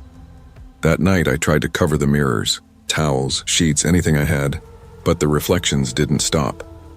They found new places. The black screen of my turned-off TV, the shiny surface of my phone, even the warped curve of a spoon. I taped newspaper across the bathroom mirror, but when I lifted the toilet lid, the water showed me my own face, mouthing words I couldn't hear. "Stop," I whispered. "Please stop." But the reflections only grew bolder. They didn't just copy me, they corrected me. They were everything I should have done but didn't. The life I'd lost played out like a cruel theater in every pane of glass. I began to dread the moments when I was alone with nothing reflective. That was when I felt the weight of the unseen reflection, waiting, poised to remind me again. Eric came to me in a dream. Or maybe it wasn't a dream. He was standing in my kitchen, eyes red and haunted. His voice was soft, broken. "She shows you what you're afraid of," he said. "The choices you never made, the strength you never found. That's how she feeds you to her. She eats the gap between who you are and who you should have been." "Lorraine?" I asked. He nodded, trembling. "She keeps the inn alive. She needs us broken. If you fight her, she takes you faster." When I blinked, he was gone. But the words stayed, like rot spreading through wood. The following week, I stopped going out. At work, the reflections jeered from every polished surface. At home, they multiplied. I bought duct tape and covered the windows, wrapped black trash bags across the TV. I unplugged the microwave because I couldn't stand the gleam of its door. I drank water straight from the faucet, refusing to touch a glass, but the reflections always found a way. Once, I turned my phone face down on the table, only to hear a faint tapping. When I flipped it, the screen was dark, yet my reflection stared back, grinning, whispering my name. Another time I lay in bed in the dark. I thought I was safe, but when I looked down, my reflection was staring at me from the sheen of my own eyes. I screamed until my throat went raw. Sleep stopped coming. I lived in a haze of exhaustion, paranoia eating me alive. My skin felt too tight, my heart too fast. I avoided windows during the day, avoided lights at night. But the reflections had grown crueler. They didn't just show me what I could have been. They showed me what I was afraid I already was. I saw myself crying in the cafe's break room, begging Troy not to fire me. I saw myself throwing away sketchbooks without opening them. I saw myself drunk and sobbing on the floor, surrounded by crumpled resumes. Each scene was more precise than memory, like the glass knew me better than I knew myself, and then it began to show me things that hadn't yet happened. Or hadn't happened. Yet. One night I sat curled on the floor of my kitchen, the lights off, every reflective surface covered, my chest hitched with shallow breaths. My thoughts circled like vultures. When I glanced at the black trash bag taped over the window, I saw a faint ripple, as if something inside the plastic was moving. I crept closer, trembling, and pressed my ear to it. From the other side came my own voice, whispering, mocking. "You'll never paint again. You'll never leave that cafe. You'll rot in small rooms until there's nothing left of you." I ripped the bag down. The window didn't show my kitchen. It showed Lorraine behind her desk at the Ashwood Inn, her smile stretched too wide, her eyes glinting with hunger. Behind her stood Eric, his face pale, his mouth sewn shut with black thread. My reflection was there too, standing beside them, smiling at me with my own teeth. After that night, I stopped pretending I could escape it. I lived in shadows. I kept knives nearby, not for protection, but because the reflections showed me holding them. They showed me pressing blades to my wrist, to my throat. They showed me dragging steel across canvas as if it were flesh. They showed me walking into the cafe one final time, swinging wildly, red spraying across the counters I'd wiped 1,000 times, and each time, the reflection waited, patient, until my movements matched its own. I tried to call my mother once. I hadn't spoken to her in months. She answered, her voice soft, concerned. "Naomi? Honey? You sound tired." I wanted to tell her everything. About the motel, the reflections, the way my life was collapsing under their weight. But when I looked into the dark blank of the TV screen across the room, I saw myself holding the phone, screaming at her, spitting words I would never say. "You never cared. You wanted me to fail. You pushed me to quit before I even started." My mother's voice broke through the static of my panic. "Naomi, are you there?" I hung up. I never called again. The final descent came slowly, like drowning. Reflections filled every corner of my life. In puddles after rain, in coffee pots, in the glaze of donuts in the display case at work. I saw myself bleeding, laughing, destroying everything. I taped, covered, smashed. But there was always more. Lorraine was right. Lorraine was the inn. She didn't need me to stay there. She only needed me to look. Once you saw yourself through her windows, you belonged to her. And Eric had been right too. It was always what I feared most. Tonight, I sit in the dark of my apartment. The air is thick with silence, my heart a steady drum. The knife lies across my lap, its blade catching the faintest gleam of streetlight through a gap in the taped window.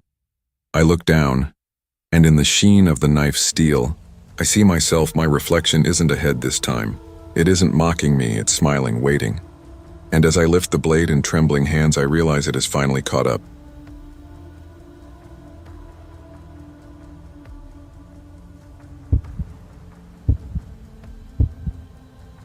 I was 29 when the storm forced me off Interstate 64.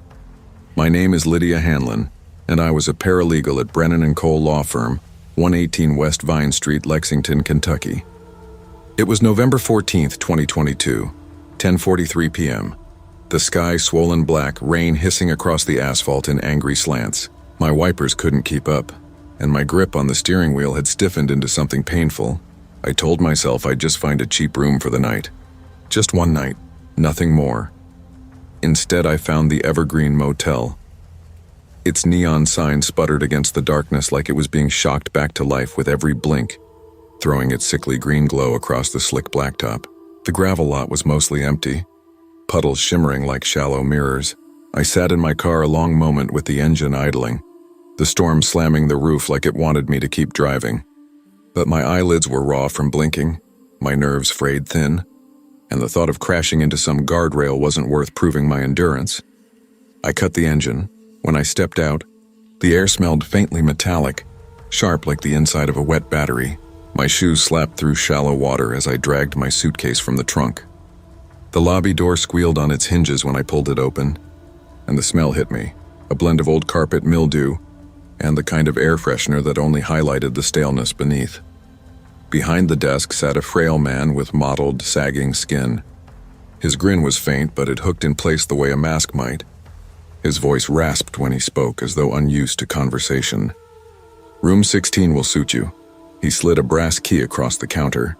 My fingers closed over it reluctantly, the weight of it colder than expected. In the corner of the lobby, a young couple lingered. The man leaned forward, whispering something sharp. The woman's eyes darted toward me, glassy and unfocused. Her lips moved, shaping words I couldn't hear, and for a brief instant, I thought she was speaking directly to me. The clerk's gaze never broke. I mumbled a thank you and dragged my suitcase down the narrow hall. The carpet damp in places under my shoes. Room 16. The brass key turned with a stubborn click, and the door opened to a room that looked like it hadn't been touched in years. The wallpaper sagged in places, bubbles in its glue creating shapes that seemed to rise and fall with breath. A single lamp on the nightstand flickered before steadying. The air carried a faint dampness, though the heater clanked with dry heat. Exhaustion pulled at me. I tried to shake it off as I set my suitcase by the bed, but unease crawled deeper the longer I stood there. The bathroom mirror was fogged as though steam clung to it, though the air was bone dry. My hand reached up, swiped the glass, and left no streak behind. I told myself it was exhaustion. Storms, bad lighting, nerves. My father used to say I had a mind that liked to play tricks when I was overtired. I almost laughed at the thought of him just then until the phone rang. I froze. The shrill tone shattered the silence. Harsh and impatient, my hand shook when I lifted the receiver. "Liddy." The voice on the line was my father's. Hoarse, familiar, raw with disappointment. But my father had been dead for 9 years. The line clicked dead before I could respond. I didn't sleep. Instead, I sat on the edge of the bed staring at the sagging wallpaper, listening to the heater cough in its vent. My heart skittered in uneven bursts, every sound magnified. The shuffle of something in the ceiling, the creak of weight shifting in the hallway, the distant, muffled argument of the couple in the lobby. I told myself I would leave first thing in the morning, that this was nothing, that the storm, my exhaustion, the grief I never fully worked through, all of it conspired into hallucinations. But at some point, I must have drifted because when I opened my eyes again, the room was darker and I couldn't remember closing them. The clock on the nightstand glowed 3:16 a.m. The phone sat silent. I rose, needing air. The hallway outside was wrong. It stretched farther than it had before. Doors lined both sides, some closed, some ajar. Their numbers misaligned, jumping from 12 to 35 to 6. The fluorescent bulbs above hummed and blinked like they were straining against some unseen pulse. I walked a few steps, suitcase forgotten in the room behind me, and each step carried me farther than it should have. The air smelled faintly of cigarettes and mold, and behind one door I thought I heard weeping. The clerk was at the end of the hall, seated behind his desk as though he had been waiting the entire time. His grin widened when my eyes met his. I turned back, hurried to room 16, and shut the door with a slam. The phone rang again. I didn't answer. By dawn, I told myself I'd imagined everything. Sleep deprivation psychosis, maybe. I'd read about it once. I washed my face in cold water, packed my suitcase, and resolved to check out. The lobby smelled of coffee grounds, though no pot brewed on the counter. The couple was still there, frozen mid-argument, whispering the same lines in hushed tones. Their faces blurred when I looked too long, like unfinished sketches. I pressed the desk bell. Before my hand touched it, it rang on its own, sharp and final. The clerk slid the brass key back toward me with the same grin. No one leaves until the debt's paid. The lobby clock spun backward, hands jerking in staccato movements. The woman's eyes met mine, glassy and wide. This time her lips shaped the words clear as glass. "You'll stay." I ran. I don't remember how I reached my car. The storm had thinned, drizzle slicking the windshield, but the highway appeared as if it had been waiting. The Evergreen Motel receded in the rearview mirror, its neon sputter blinking like a dying signal. But when my phone rang at 10:43 p.m. that night, my father's voice seeped through again, asking me why I hadn't come home the night he passed.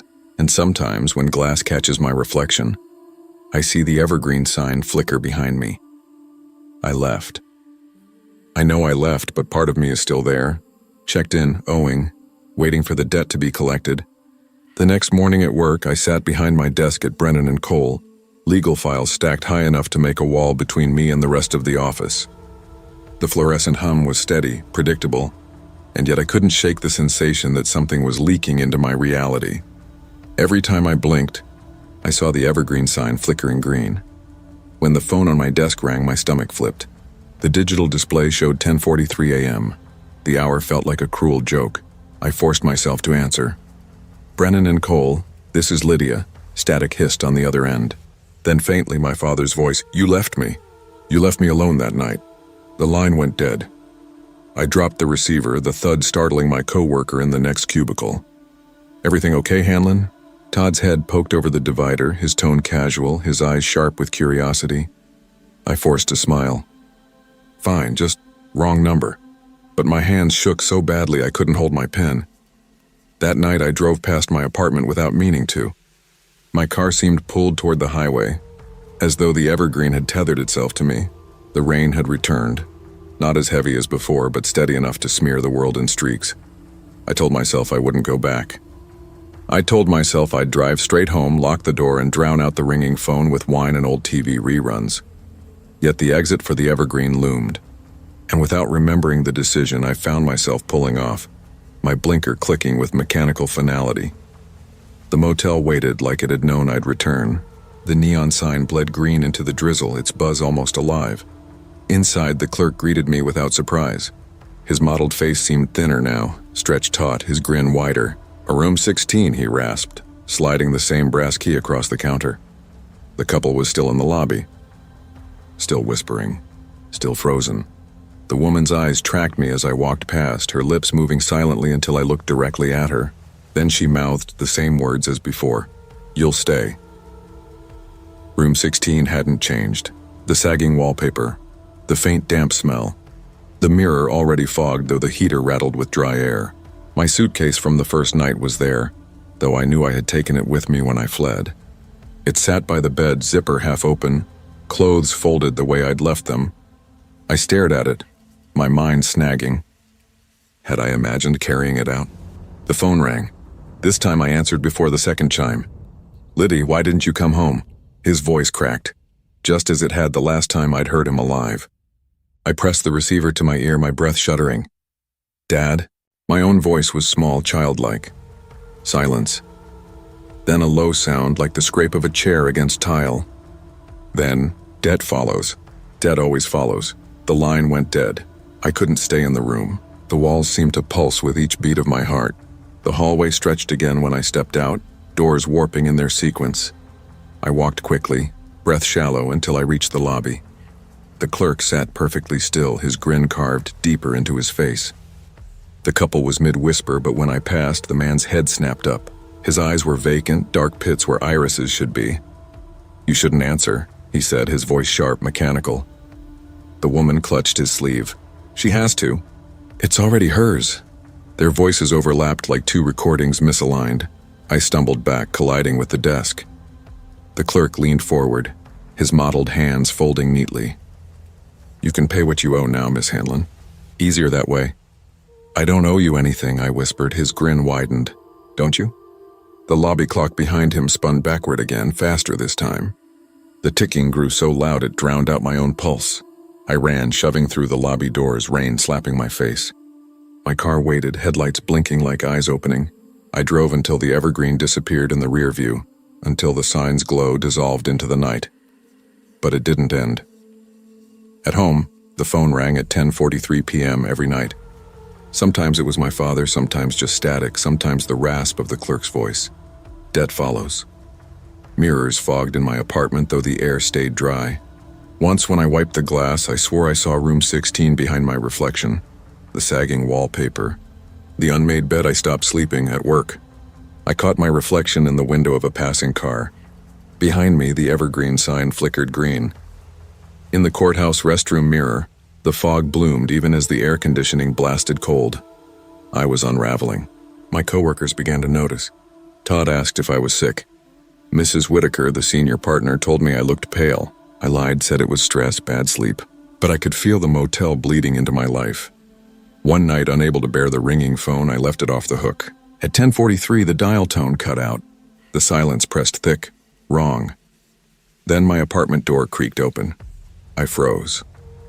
The hallway beyond was not my apartment hallway. It was the motel's. Sagging carpet, misnumbered doors, buzzing fluorescents. And at the end stood the clerk. Still grinning, still waiting. I slammed the door, shoved the lock, pressed my back against it.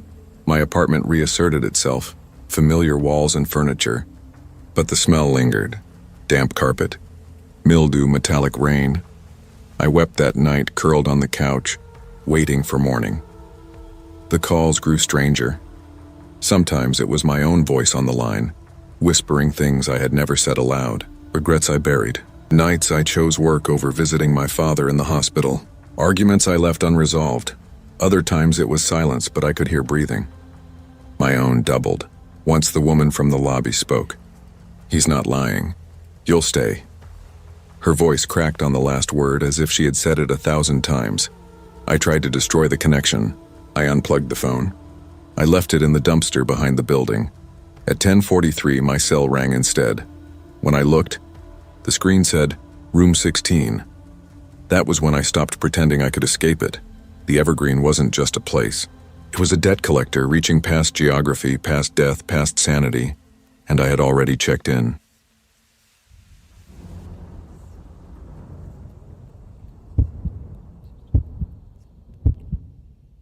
I was 34 when the road led me to a place that should not exist. The wipers of my battered Honda Civic dragged across the glass, smearing rain instead of clearing it. My eyes burned from driving too long, from the kind of exhaustion that sinks past the body and rots in the marrow.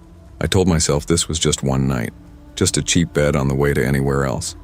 West Virginia back roads at night have a way of swallowing a person whole, and I had been swallowed for years. The dashboard clock blinked 9:17 p.m. Its light flickering like it, too, wanted to die. My gas needle hugged the red, and my last paycheck, barely $200, was folded in the pocket of my purse. A waitress's pay doesn't stretch far, especially when you're dodging the kind of voicemails I was. His voice, my ex-fiance's, still rang through my mind. Promises turned to threats, love turned to debt, and when I closed my eyes at night, I could still feel the sharp edge of his words cutting deeper than anything he'd ever raised his hand for. The rain slanted harder against the windshield, the world breaking apart into streaks of gray and neon. That's when I saw it, a sign flickering against the dark. Clown Motel. Half the bulbs were dead, the rest buzzing in crooked rhythm. It looked like it belonged on the edge of a nightmare carnival, not off a forgotten highway. Still, the pull of shelter of any roof was stronger than good judgment. I pulled in. The lot was half empty, puddles swallowing the reflections of carnival red neon. I killed the engine and just sat there, the steering wheel slick under my hands. My heart ticked a nervous rhythm. Places like this didn't survive on repeat business. They survived on the desperate. Inside, the air reeked faintly of mildew and something sweet-sour beneath it, like cotton candy left to rot. The lobby was crowded, not with people but with faces. Painted faces. Clown figurines lined the shelves, their cracked ceramic grins watching from every angle. Posters of faded circuses peeled on the walls. At the counter, a man barely lifted his head when I stepped in. He was thick in the shoulders, his eyelids heavy as if sleep had become a way of life. A cracked plastic name tag read, "Gus." He slid me a key before I even asked. "No ID," I muttered, surprised. He just shrugged. His voice was a low growl, disinterested. "Cash or card?" Cash, I said quickly. I didn't want my name anywhere near here. That's when I noticed her. A girl sat in the lobby's corner, cross-legged on a threadbare chair. She couldn't have been more than 20, maybe younger. Her hair fell in tangled sheets and her clothes looked thrift store thin. At first I thought she was just another stranded soul, but when her eyes lifted to mine, my stomach clenched. Her face. It wasn't identical, not quite, but it felt like looking into a younger mirror. Softer, unbroken features. A version of me before everything splintered. She tilted her head, voice hushed, almost swallowed by the hum of the neon. "Don't stay in room 6, I froze, the key heavy in my palm. I didn't want to look down, but I had to." Gus leaned back, uninterested in the exchange. "Room's clean enough. Don't listen to her." The girl's gaze stayed on me wide, unblinking. She said nothing else. I forced a thank you through dry lips and carried my bag down the hallway. The carpet muffled my steps, damp and spongy underfoot as though it had soaked up decades of spilled secrets. The walls were yellowed, lined with more clown portraits, faces painted wide and bright, but their eyes followed like hunters. Room 6 was halfway down. The key sticking before the lock gave way. The smell hit first, not just mildew, but powdery makeup mixed with something sour, like spoiled cotton candy or perfume turned rancid. My throat closed around it. The room was small. A sagging bed with a stained comforter, a TV bolted to the wall, curtains heavy with dust. But it was the wallpaper that snagged my attention. Rows of clown faces stretched across the walls, their painted smiles too wide, their eyes too sharp. When I blinked, I swore their expressions had shifted, smiles tightening, frowns deepening. I told myself it was just exhaustion. That's what I always told myself. I tossed my bag onto the bed and sat, the springs sighing beneath me. The TV sputtered to static before I even touched the remote. A hiss of white noise filled the room. Then faint, like breath against glass, I heard it. Laughter. I jerked toward the screen. The static giggled. The sound was soft, childlike, threaded with malice. I fumbled for the remote, jabbing buttons until the screen cut to black. My pulse rattled my chest. I laughed at myself, but it was hollow, brittle. "It's nothing," I whispered. "It's just nothing."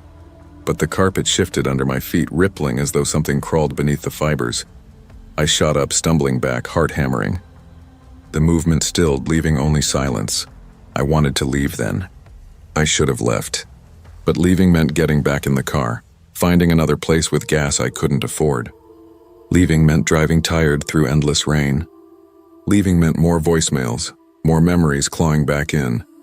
So I stayed. That's when the walls changed. It started as a shimmer at the corner of my vision, like heat rising from asphalt. Then the wallpaper began to peel away, not physically, but like the image of it was dissolving, revealing another place beneath. A place I knew too well, the White Birch Cafe, my old workplace, but it wasn't right. The counters gleamed with carnival stripes, the espresso machine shrieked like a calliope, and the tables bled black coffee that dripped onto the checkered floor. Customers sat in the booths, but their faces were wrong, painted in clown makeup, eyes hollow, mouths twisted into permanent grins. Every single one of them stared at me. "Danielle," a voice called from the counter. I spun. It was Gus, but not Gus. His face shifted, painted white, his eyes shadowed in exaggerated arcs. But beneath the paint I saw every face I'd ever feared. My boss, my debt collector, my ex-fiancé. Their features blended, sneering, twisted into something inhuman. The girl from the lobby stood behind him, her hair damp as though she'd walked through rain. Her lips moved, but her words didn't reach me. Only her eyes, wide, urgent, warning. I ran. The door crashed open and I bolted into the parking lot, shoes slapping against wet asphalt. My hands shook as I jammed the keys into the ignition. The engine coughed alive, headlights cutting through the rain, but the road wasn't there. The beams lit up the motel itself, its garish sign buzzing like a dying insect, shadows of painted faces dancing in the windows. The laughter didn't fade with distance. It grew louder, swelling in the car's frame, seeping through the vents, rattling in my bones. My hands gripped the wheel until my knuckles blanched. The rain blurred the windshield again, and then I saw her, in the rearview mirror. The girl, my younger self, her mouth painted red, her whisper curling around me like smoke. "You'll never leave." The rearview mirror trembled with the vibration of the idling engine. Her face, my face, younger and softer, stared back at me with painted lips and eyes that belonged to someone I had left behind. I twisted around in the seat, heart pounding. The back seat was empty. Rain tapped against the roof like fingers drumming impatiently. When I looked back at the mirror, she was gone. Only my own pale, haggard face remained, framed by stringy hair plastered from the damp. I should have driven, slammed my foot down and torn into the dark no matter what I saw in the beams. But my body didn't listen. My fingers clenched the wheel, nails biting into the leather. The headlights hummed against the motel's garish facade, the buzzing neon casting clown faces across the wet glass. The laughter didn't stop. It was everywhere, outside, inside me. I shut my eyes and whispered, "It's not real. It's not real." But when I opened them, I was no longer in the car. The driver's seat was gone. The dashboard, the wheel. I stood in the white birch cafe again, but it was worse now. The fluorescent lights buzzed above, each one painted with streaks of crimson as though dipped in blood. The booths were filled with familiar figures. The truckers who used to leer at me during shifts, my boss with his crooked tie, my ex-fiancé with his tight-lipped smile. Only now they all wore painted clown faces, their hollow eyes brimming with accusation. "Coffee, Danielle?" one of them crooned.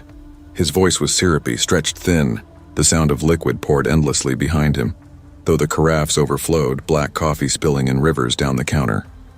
I backed away, my shoes sticking to the floor. The linoleum wasn't linoleum anymore, it was soaked, pulsing like skin. "Stop it," I whispered. "You're not real." From the kitchen doorway, Gus stepped out again, still carrying that painted sneer. His voice had shifted, warped into something that held every tone I dreaded. The barking anger of my boss, the cold calculation of the debt collector, the venom of my ex. "You always run, Danielle," he said. "But where do you run to?" "Nowhere left, not for you." The girl appeared at his side, her lips moving silently again, hands clasped tight as if in prayer. Her eyes darted toward me, begging me to listen. "I don't understand," I cried. "What do you want from me?" The cafe shook, the walls flexing as though they were lungs. A hiss rose from the espresso machine, higher, sharper, until it became a scream. Steam belched from its pipes, coating the room in a suffocating fog that smelled of burnt sugar and old grease. I staggered back, coughing, choking, hands clawing at the air.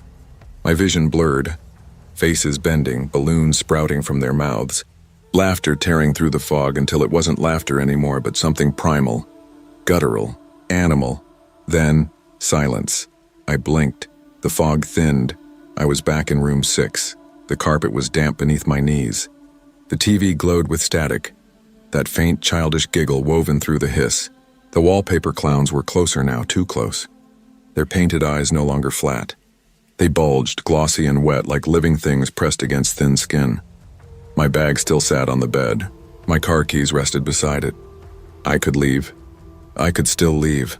I lunged for them, snatching the keys, heart rattling so hard I thought it might break free. But when I turned toward the door, it wasn't a door anymore. It was the cafe door. The smell of coffee and grease bled through the cracks, thick as tar. "No," I whispered. "No, no, no." I rattled the handle. It didn't budge.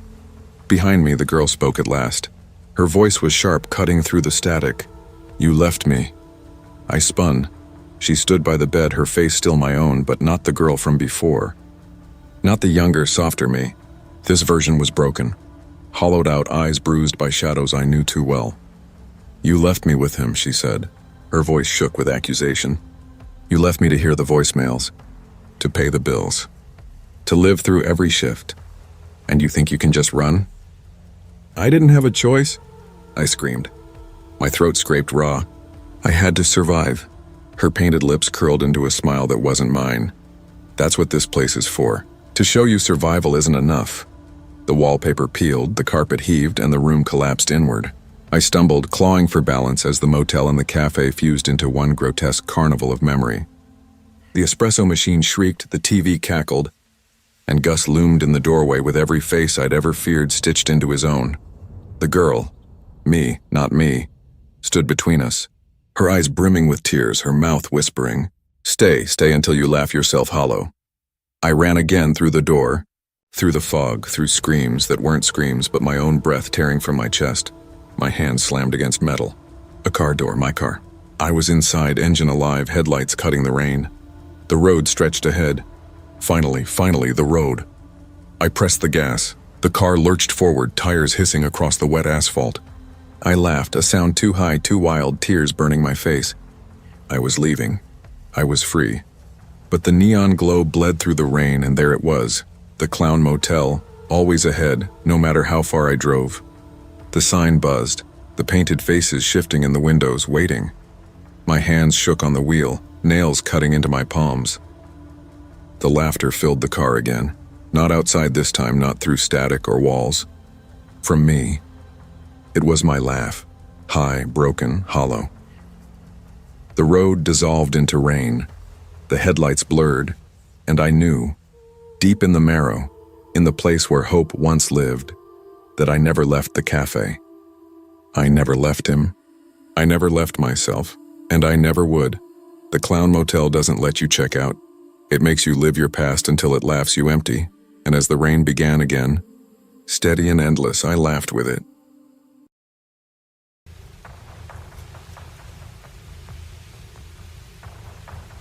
I was on a short road trip in late July, driving from Denver to a small town in Wyoming for a friend's wedding.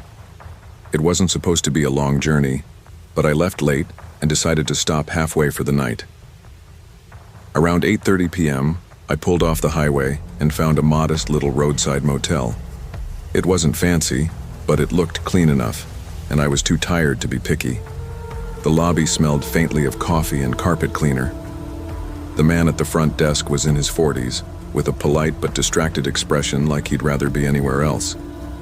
He slid the check-in form toward me, asked for my ID, and then handed me a room key card with a dull smile. "Room 207, he said, up the stairs end of the hall. The motel had that quiet, almost too quiet atmosphere. I could hear my own footsteps echoing in the hallway as I rolled my small suitcase toward my room. Most doors I passed were shut tight. A few had flickers of TV light seeping through their edges. When I got inside, the room was simple. 2 beds, a small desk, a TV, and a bathroom tucked around a corner. I tossed my bag on the bed, plugged in my phone, and decided to head out for some food since I hadn't eaten since lunchtime. The diner down the street was nearly empty. I grabbed a burger, scrolled through my phone, and stayed there for about an hour before heading back. The parking lot was dim when I returned, only lit by 2 buzzing street lamps. A guy in a baseball cap was sitting on the curb smoking. He looked up at me as I walked past. "You're new here," he said casually. "Just passing through," I replied, trying to keep my tone friendly but short. He gave a little nod but kept watching me until I went inside. I didn't think much of it. Small towns can be like that. Still, there was something about how he kept staring that made me quicken my pace down the hallway. Inside my room, I locked the door, kicked off my shoes, and flopped onto the bed. I told myself I'd just watch something on my phone for a bit before sleeping. But before I even picked it up, I realized. The air in the room felt different. The curtains were slightly parted. I was almost sure I'd left them fully closed when I checked in. I froze for a moment, staring at that narrow slit in the curtains. It wasn't much, just an inch or 2, but it was enough for someone outside to peek in. My first thought was that maybe the housekeeping staff had come in before I checked in and just didn't close them fully. Still, the idea of someone seeing into my room while I was out didn't sit right. I walked over and yanked the curtains shut, making sure the fabric overlapped. Then I double-checked the lock on the door and the chain latch. Everything seemed fine. I lay back on the bed, scrolling through my phone, trying to push the thought away. But after about 20 minutes, I heard it. 3 soft taps against the glass. Tap, tap, tap. I sat up instantly, heart pounding. The window was behind the curtains, just a few feet from the bed. I held my breath, straining to listen, but there was nothing else. No footsteps, no voices. Cautiously, I stood and pulled the curtain just enough to peek out. The parking lot below was dim, and I couldn't see anyone near my window. A car passed on the road, headlights sweeping over the lot for a brief second, then darkness again. I told myself maybe it was just the building settling, or maybe a tree branch brushing against the glass. But when I stepped back from the window, I noticed something else. My suitcase zipper was halfway open. I hadn't touched it since I'd come back from the diner. I walked over and checked inside. Everything was still there, except my toiletries bag, which had been in the top compartment. I found it sitting on the desk, unzipped, with the contents scattered. That's when I felt it. Someone had been in my room. I grabbed my phone, debating whether to call the front desk, when I heard it again. Tap, tap, tap. This time the sound wasn't coming from the window. It was coming from the bathroom. I stood completely still, staring at the closed bathroom door. The light was off inside and the room was dead quiet now. My mind was racing. Was it the pipes? Maybe water dripping? I took a slow step toward it, my bare feet silent against the thin motel carpet.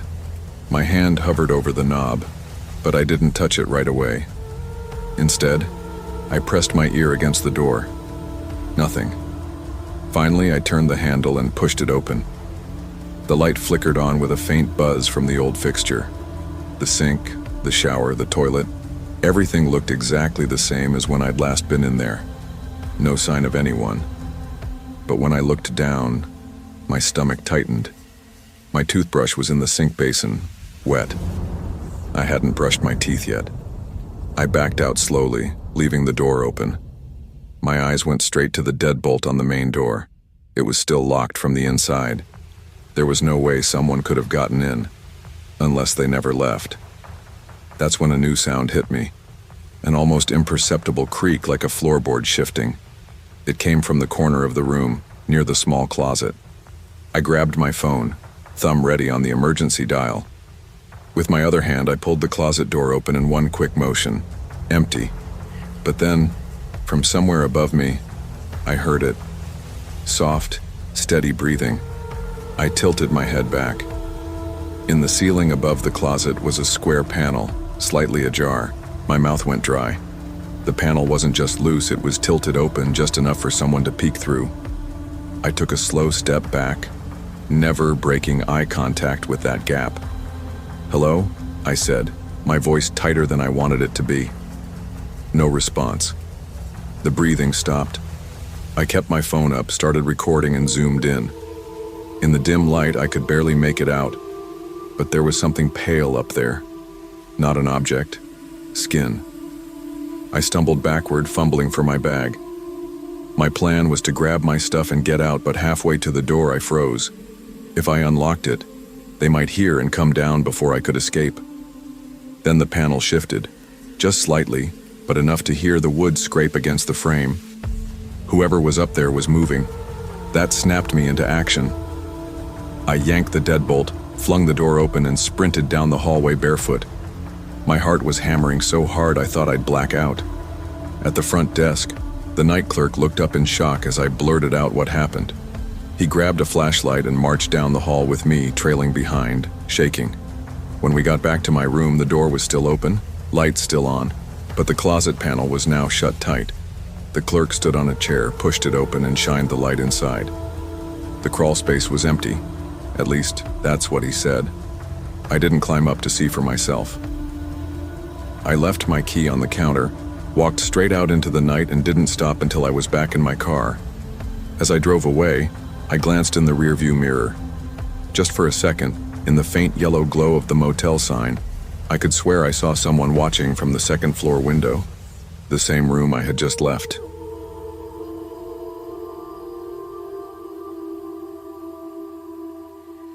I'd been working doubles at the diner for months, half by choice, half because I didn't know what else to do with myself.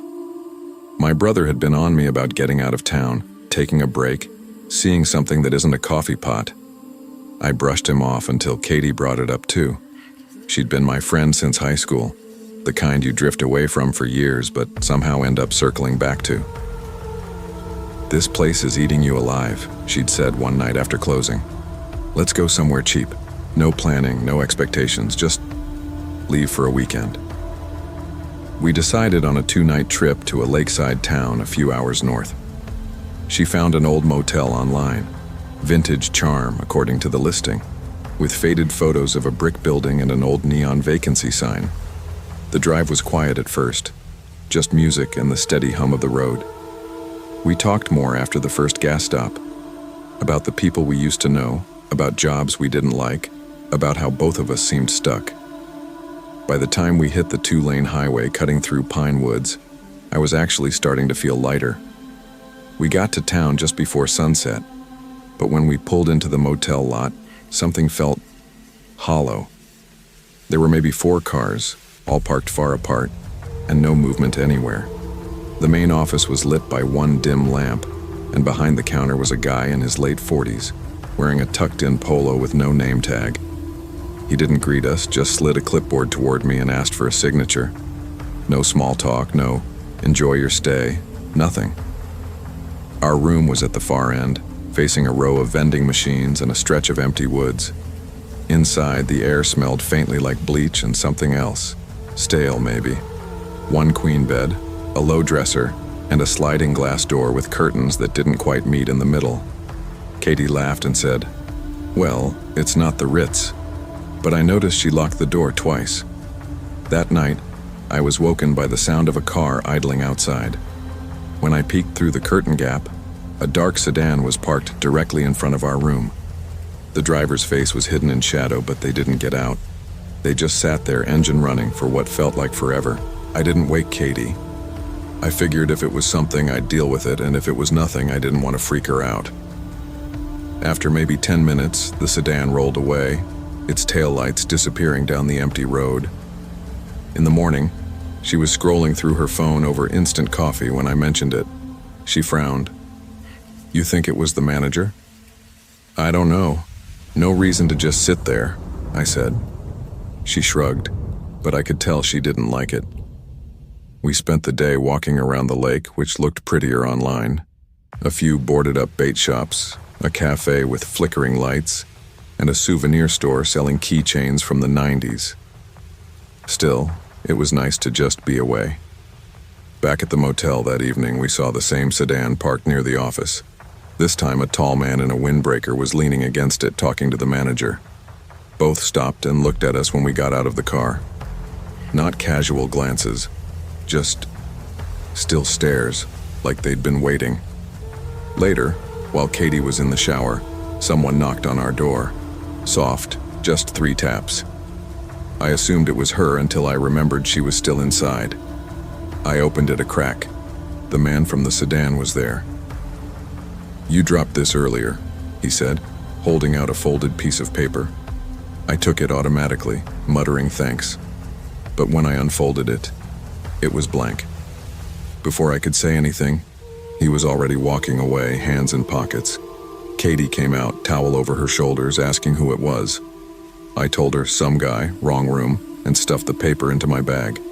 But the truth was, my hands were shaking. That night I couldn't sleep. Every sound felt closer than it should. A TV in another room, footsteps outside. Around 2 a.m., I gave up, pulled on a hoodie, and went to the vending machines for water. The lot was empty except for the sedan. The driver's seat was reclined, but I swear I saw movement. I turned toward the machines, pretending I hadn't noticed. That's when I saw something taped to ours. It was a photo of our room's sliding door, taken from outside. I yanked it off and shoved it in my pocket, looking around. The sedan's door was slightly open now. I hurried back inside, locking everything, including the bathroom window. In the morning, I convinced Katie to leave a day early, told her I wasn't feeling great. She didn't argue. But when I went to check out, the manager just stared at me, smiling too long. He didn't ask why we were leaving. On the way to the car, I noticed something that stopped me cold. The sedan was gone, but our tire was almost flat. Not enough to keep us from driving, but enough to be dangerous if it got worse. Katie wanted to ask for help from the office, but I told her no. We'd find a gas station.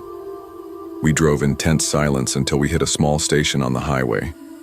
I went inside to pay, and while I was there, my phone buzzed with a text from an unknown number. It was the same photo of our sliding door, only now Katie's silhouette was visible inside. I didn't tell her about the text. I just said we should keep driving and maybe skip stopping until we got home. A few hours later, Katie noticed a car in the rear view. Dark sedan, same shape, same tinted windows. Coincidence, I said, even though my chest felt like it was tightening with every mile.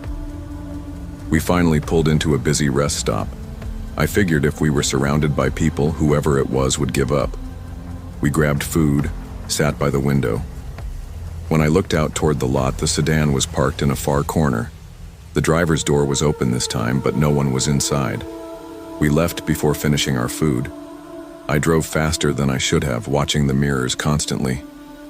The sedan didn't follow us out. I started to think maybe it was just my nerves, until we got back to my apartment that night. On my welcome mat was an envelope. Inside were 3 photos. The first was of our motel room. The second was of Katie at the vending machine. The third was of me, taken from behind, as I unlocked my apartment door.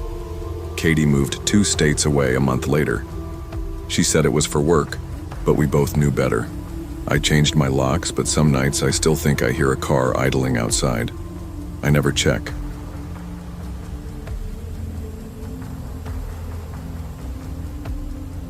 Three years ago, I drove from Austin to Tulsa for a small business expo. It wasn't a huge deal, just a side gig I'd been working on. But it was the first time I was traveling completely alone for work. The drive was longer than I thought it'd be. Traffic outside Dallas slowed me down, and by the time I crossed into Oklahoma, the sun was already dipping low. My plan had been to check into a mid-range hotel near the expo center, but when I got there, they told me they were completely booked. Apparently there was some sports tournament in town that weekend. After a few calls, I found another place, the Redwood Motor Lodge, about 10 minutes away.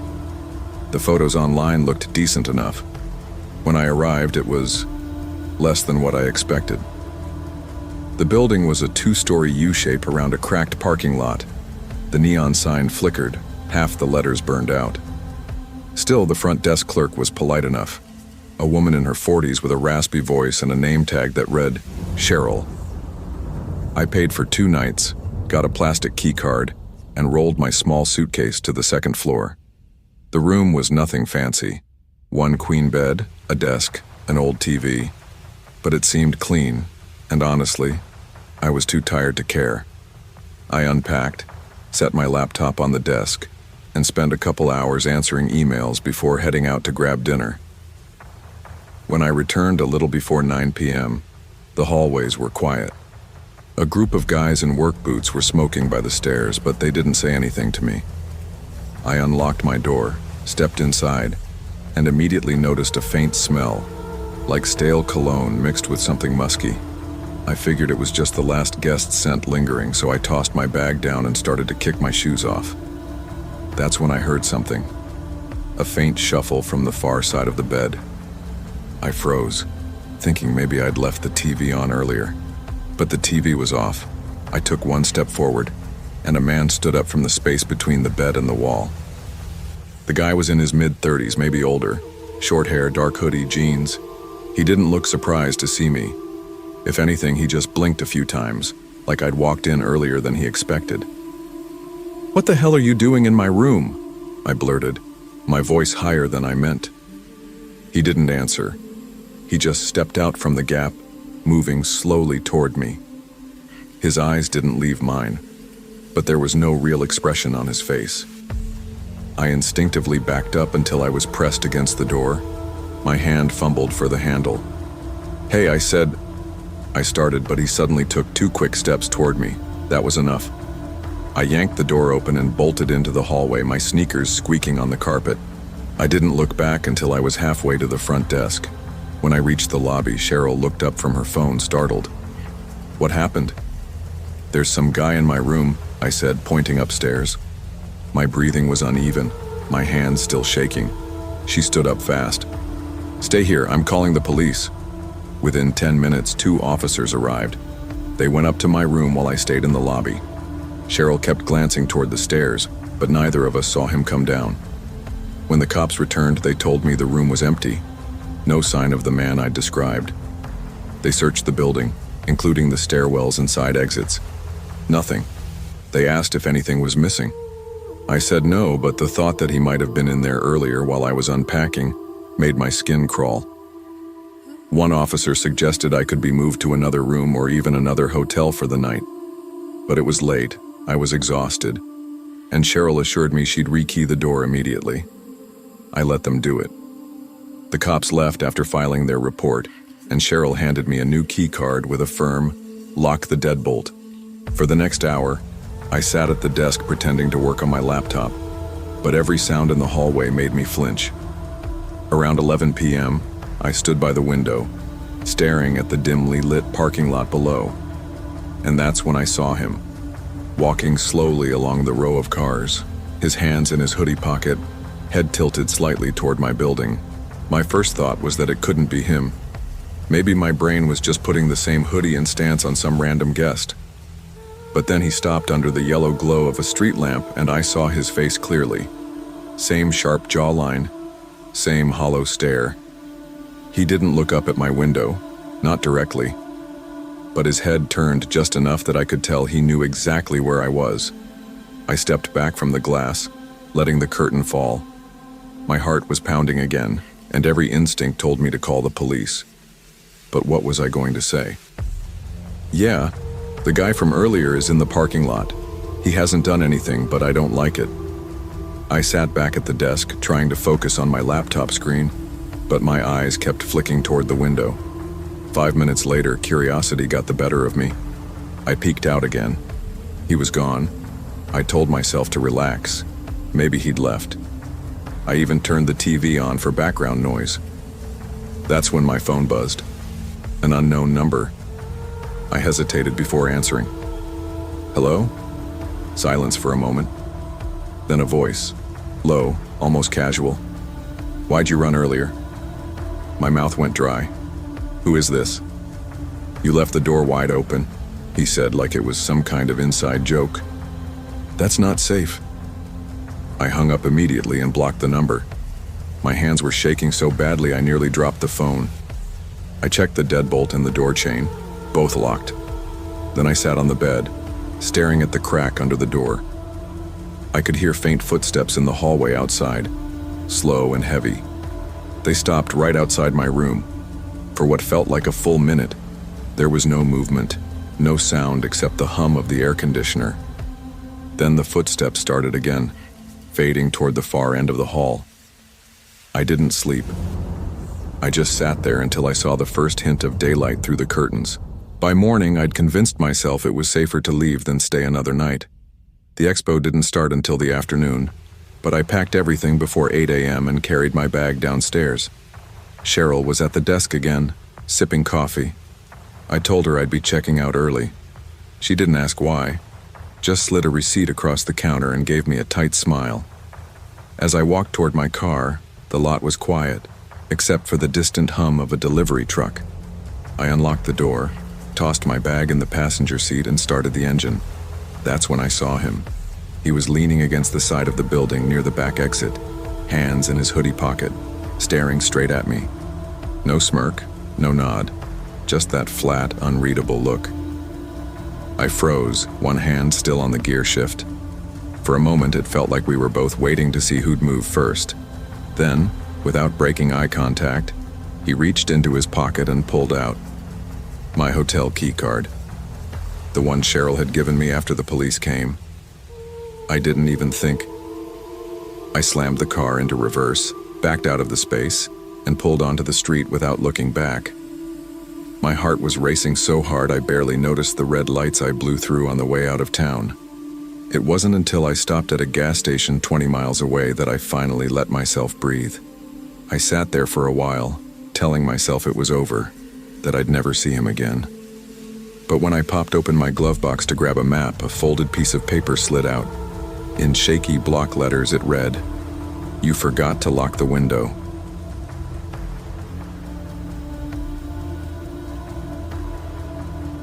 I hadn't planned on stopping in Westbrook. It was one of those towns you pass through without remembering the name, the kind that lives entirely between highway exits.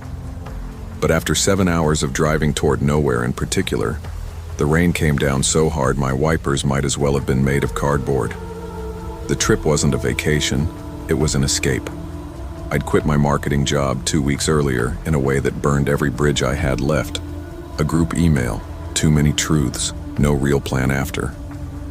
My phone kept buzzing with texts from old coworkers and my ex, all wanting explanations I didn't have. I told myself I'd drive until I stopped feeling like I was still in that office. I saw the Evergreen Lodge sign through the blur of rain. It wasn't much, a 2-story rectangle with a row of exterior doors, the paint peeling in strips, the parking lot shining under the streetlights like black ice. The man at the front desk didn't introduce himself. He just slid a clipboard toward me, said room 14, and asked for cash. He didn't make eye contact until I counted the bills. Then he smiled too wide, like he'd been waiting for that part. Inside, room 14 smelled like old carpet and lemon cleaner. A TV from the 90s sat crooked on a stand. The bedspread was stiff, patterned with green leaves that didn't match the curtains. But what I noticed most was the window, not the size or the view, but the fact that it was open an inch, rain blowing in. I shut it, locked it, and told myself I was imagining the faint smell of cigarette smoke that lingered after. Around 10 p.m., while I was scrolling through my phone, someone walked past my door slowly. Their footsteps didn't match the casual shuffle of another guest. They were measured, pausing every few seconds. I waited for them to keep going. They didn't. The steps stopped right outside. I told myself it was nothing. Maybe someone looking for the ice machine. But then came the knock. 3 short taps, spaced just enough to feel intentional. "Yeah?" I called out. No answer. I looked through the peephole. A man in a black windbreaker stood there, head slightly down so I couldn't see his face. I froze. He didn't move. Didn't knock again.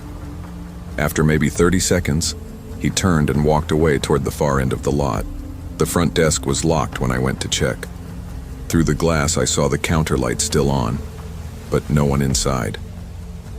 When I came back to my room, there was something folded under the door. I picked it up, a sheet of lined paper with my name written on it in block letters. Nothing else. I didn't sleep much. Every car that passed outside made me check the curtains. In the morning, my phone had no signal, though it had been fine the day before. The lobby was still empty, but a styrofoam cup of coffee sat on the counter, steam rising like it had just been poured. I decided I'd leave after breakfast, but when I got to my car, the driver's side tire was low. Not flat, just low enough that I'd have to stop before getting back on the highway. I didn't see the man in the windbreaker, but I noticed the door to room 12 was wide open, the lights off inside. I found a gas station a few miles down the road, filled the tire, and bought a coffee. The cashier, a thin woman with a cigarette behind her ear, glanced at the motel receipt I pulled from my pocket when I went to pay. "You stayed there last night?" she asked. "Yeah, why?" She just shook her head. "That place has been trouble for years. They don't get many guests twice." I wanted to ask more, but the way she looked at me, like I'd already made a mistake, shut me up. Back in the car, I noticed my phone had 1 bar of service. A text came through from an unknown number. "You left the window open." I pulled over, heart hammering. The message had no timestamp, like it had been queued for hours. I knew the window had been shut. I'd locked it myself. I didn't drive straight home. I took the long way, switching highways twice. Still, in my rearview mirror, I kept catching glimpses of a dark sedan a few cars back. It never followed directly, but every time I changed roads, it seemed to reappear. By the time I got to a busy truck stop, I felt half sick. I went inside to grab food, and when I came back, there was another folded paper under my wiper blade. This one just said 14. I didn't go back to the motel, but I didn't go home either. Some part of me felt like if I went back to my apartment, whoever it was would know exactly where I slept. I checked into another place. Chain hotel, bright lobby, people everywhere. But that night, as I was drifting off, my phone buzzed. Another text from the same number. "Better room this time." I didn't reply. The next morning, the sedan was in the far corner of the parking lot facing my window. The driver's seat was empty. I went to the front desk, asked if they'd noticed anyone hanging around. The clerk shook her head. "We've got cameras, though. Want me to pull footage?" I said yes, but an hour later she came back, frowning. "Nothing on your floor from last night. Not even you coming back to your room." I checked out without asking questions, drove west until the sun went down, kept going until it came back up. That was 6 months ago. I've changed numbers twice, pay cash, stay moving. But every so often, I'll wake in a roadside room and see a folded paper under the door before I even touch the light switch. Sometimes it has nothing on it. Sometimes it just says the number of the room I'm in.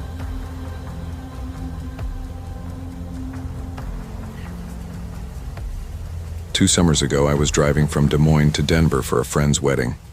I'd planned it out so I could make the whole trip in one day, but a huge accident on the interstate set me back by hours. By the time the road cleared, it was late, and I was still 4 hours from Denver. I considered sleeping in my car at a rest stop, but my back already ached from driving, so I decided to find a motel. I pulled off into a small town I'd never heard of. Looked like it had one gas station, a diner, and a strip of old businesses. Just beyond that was a faded sign, Bluebird Motor Inn, vacancy. The place had 2 floors, each room facing the parking lot. The siding was peeling, and some of the balcony railings looked crooked, but it was late and I was tired. I got a ground floor room at the far end, right next to the ice machine. Inside, the room smelled faintly like bleach and cigarettes. But the bed looked clean, the AC worked, and the bathroom had actual hot water. I showered, changed into a t-shirt and shorts, and flipped through channels until my eyes started to close. I had just set my phone down when I heard a faint tap at the window. At first I thought maybe it was just the ice machine making noise, but then it came again. 3 slow knocks like someone testing if I was awake. I pulled back the curtain just an inch. A man stood a few feet from my window. Mid-40s maybe, wiry build, wearing a stained baseball cap. His head was tilted down, but I could see him smiling. Before I could even ask what he wanted, he said, "Your door's unlocked." His voice was low, like he was sharing a secret. I didn't answer. I just dropped the curtain and went to check the deadbolt. It was locked. Then came a knock at the actual door. I called out, "You need to leave," trying to sound firm, but my voice cracked a little. Silence. Then slow footsteps, like he was walking away. I sat back on the bed, phone in hand, trying to shake off the adrenaline. A few minutes passed, then my phone lit up. Unknown number. The text read, "Why'd you lock it?" I froze, my thumb hovering over the screen. I hadn't given my number to anyone since I got here. My mind raced. Did I accidentally leave something with my info at the front desk? I didn't reply. A second text came. We could have hung out. I turned the volume all the way down, shut off the TV, and sat in the dark listening. 5 minutes later, footsteps again, this time heavier, closer. Something scraped lightly along the door, like metal against metal. I tiptoed to the peephole. He was there, crouched low, his face almost pressed to the door. His other hand was messing with something near the lock. I backed up, heart pounding. That's when the ice machine roared to life, startling me so bad I almost screamed. When I looked again, he was gone. Or so I thought. Through the curtain gap, I could see the shadow of his legs. He was standing just out of sight of the door, waiting. I grabbed my keys and wallet, figuring I could make a run for my car if I timed it right. My phone buzzed again. "If you open it now, I won't be mad." That was enough for me. I dialed 911 and whispered to the dispatcher what was happening. She told me to stay inside and stay quiet. Officers were 5 minutes out. I pressed my back against the far wall, staring at the door. A minute later, there was a loud rattle at the handle. Then harder, more frantic. "Hey, I just want to talk," he shouted, banging hard enough to shake the frame. Then just as suddenly, it stopped. I waited, breath held, until I heard the faint wail of sirens. The lights swept through the parking lot and 2 officers jumped out. But by the time they reached my door, the man was gone. They walked the property, checked the cameras. Nothing. No clear shots of him, no sign of forced entry. One officer told me it was probably just some drunk guy. I didn't sleep the rest of the night. The next morning, as I was loading my bags into the car, I noticed something scratched into the paint on my driver's door. It said, "Next time."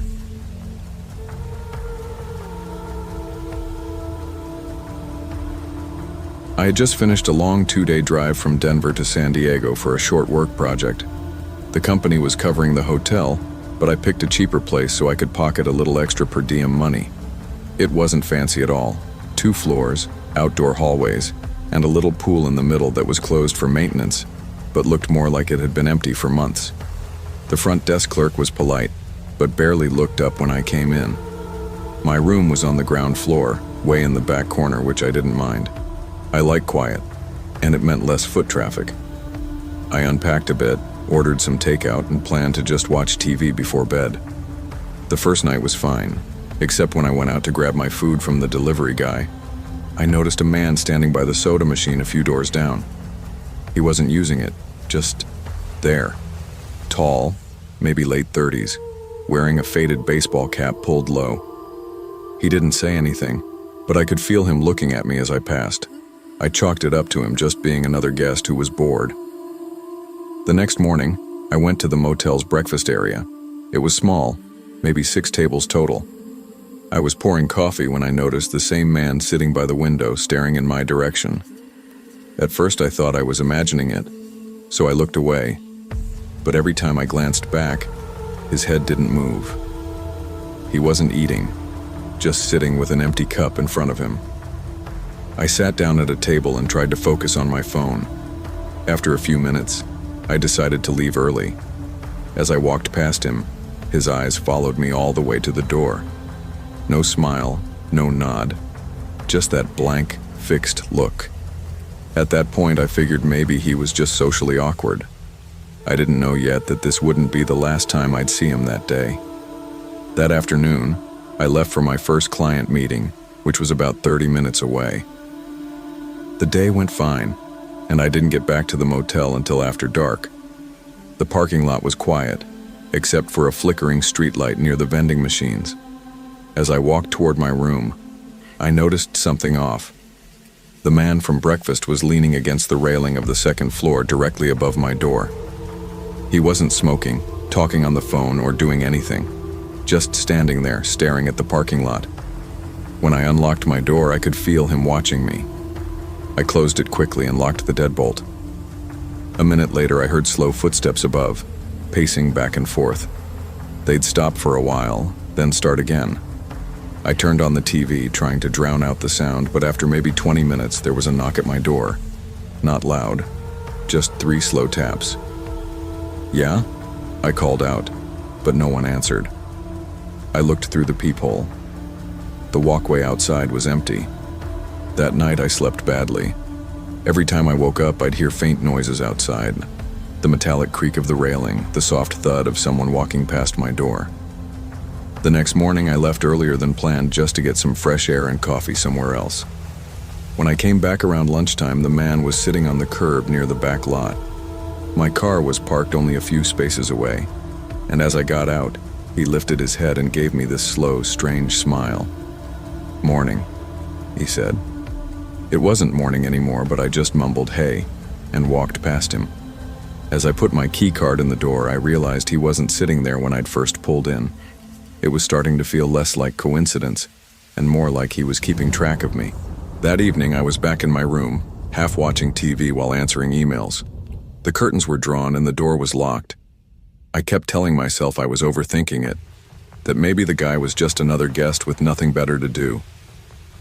Around 9 p.m., I heard movement outside again, soft, uneven footsteps passing my door, then stopping. I muted the TV and sat still. A few seconds later, I saw a shadow fall across the thin gap under the door.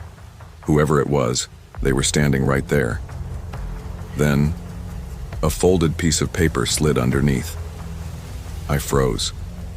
The paper just sat there for a moment before the shadow shifted and the footsteps moved away. My heart was pounding. I stared at it for a good 30 seconds before picking it up.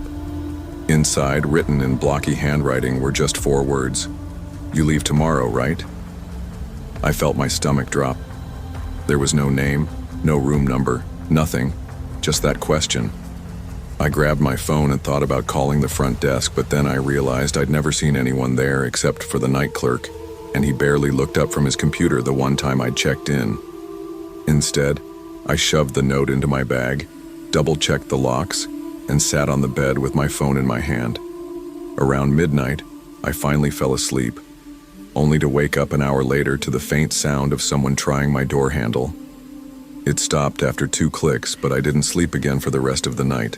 By morning, I knew I needed to decide, cut my stay short or stick it out.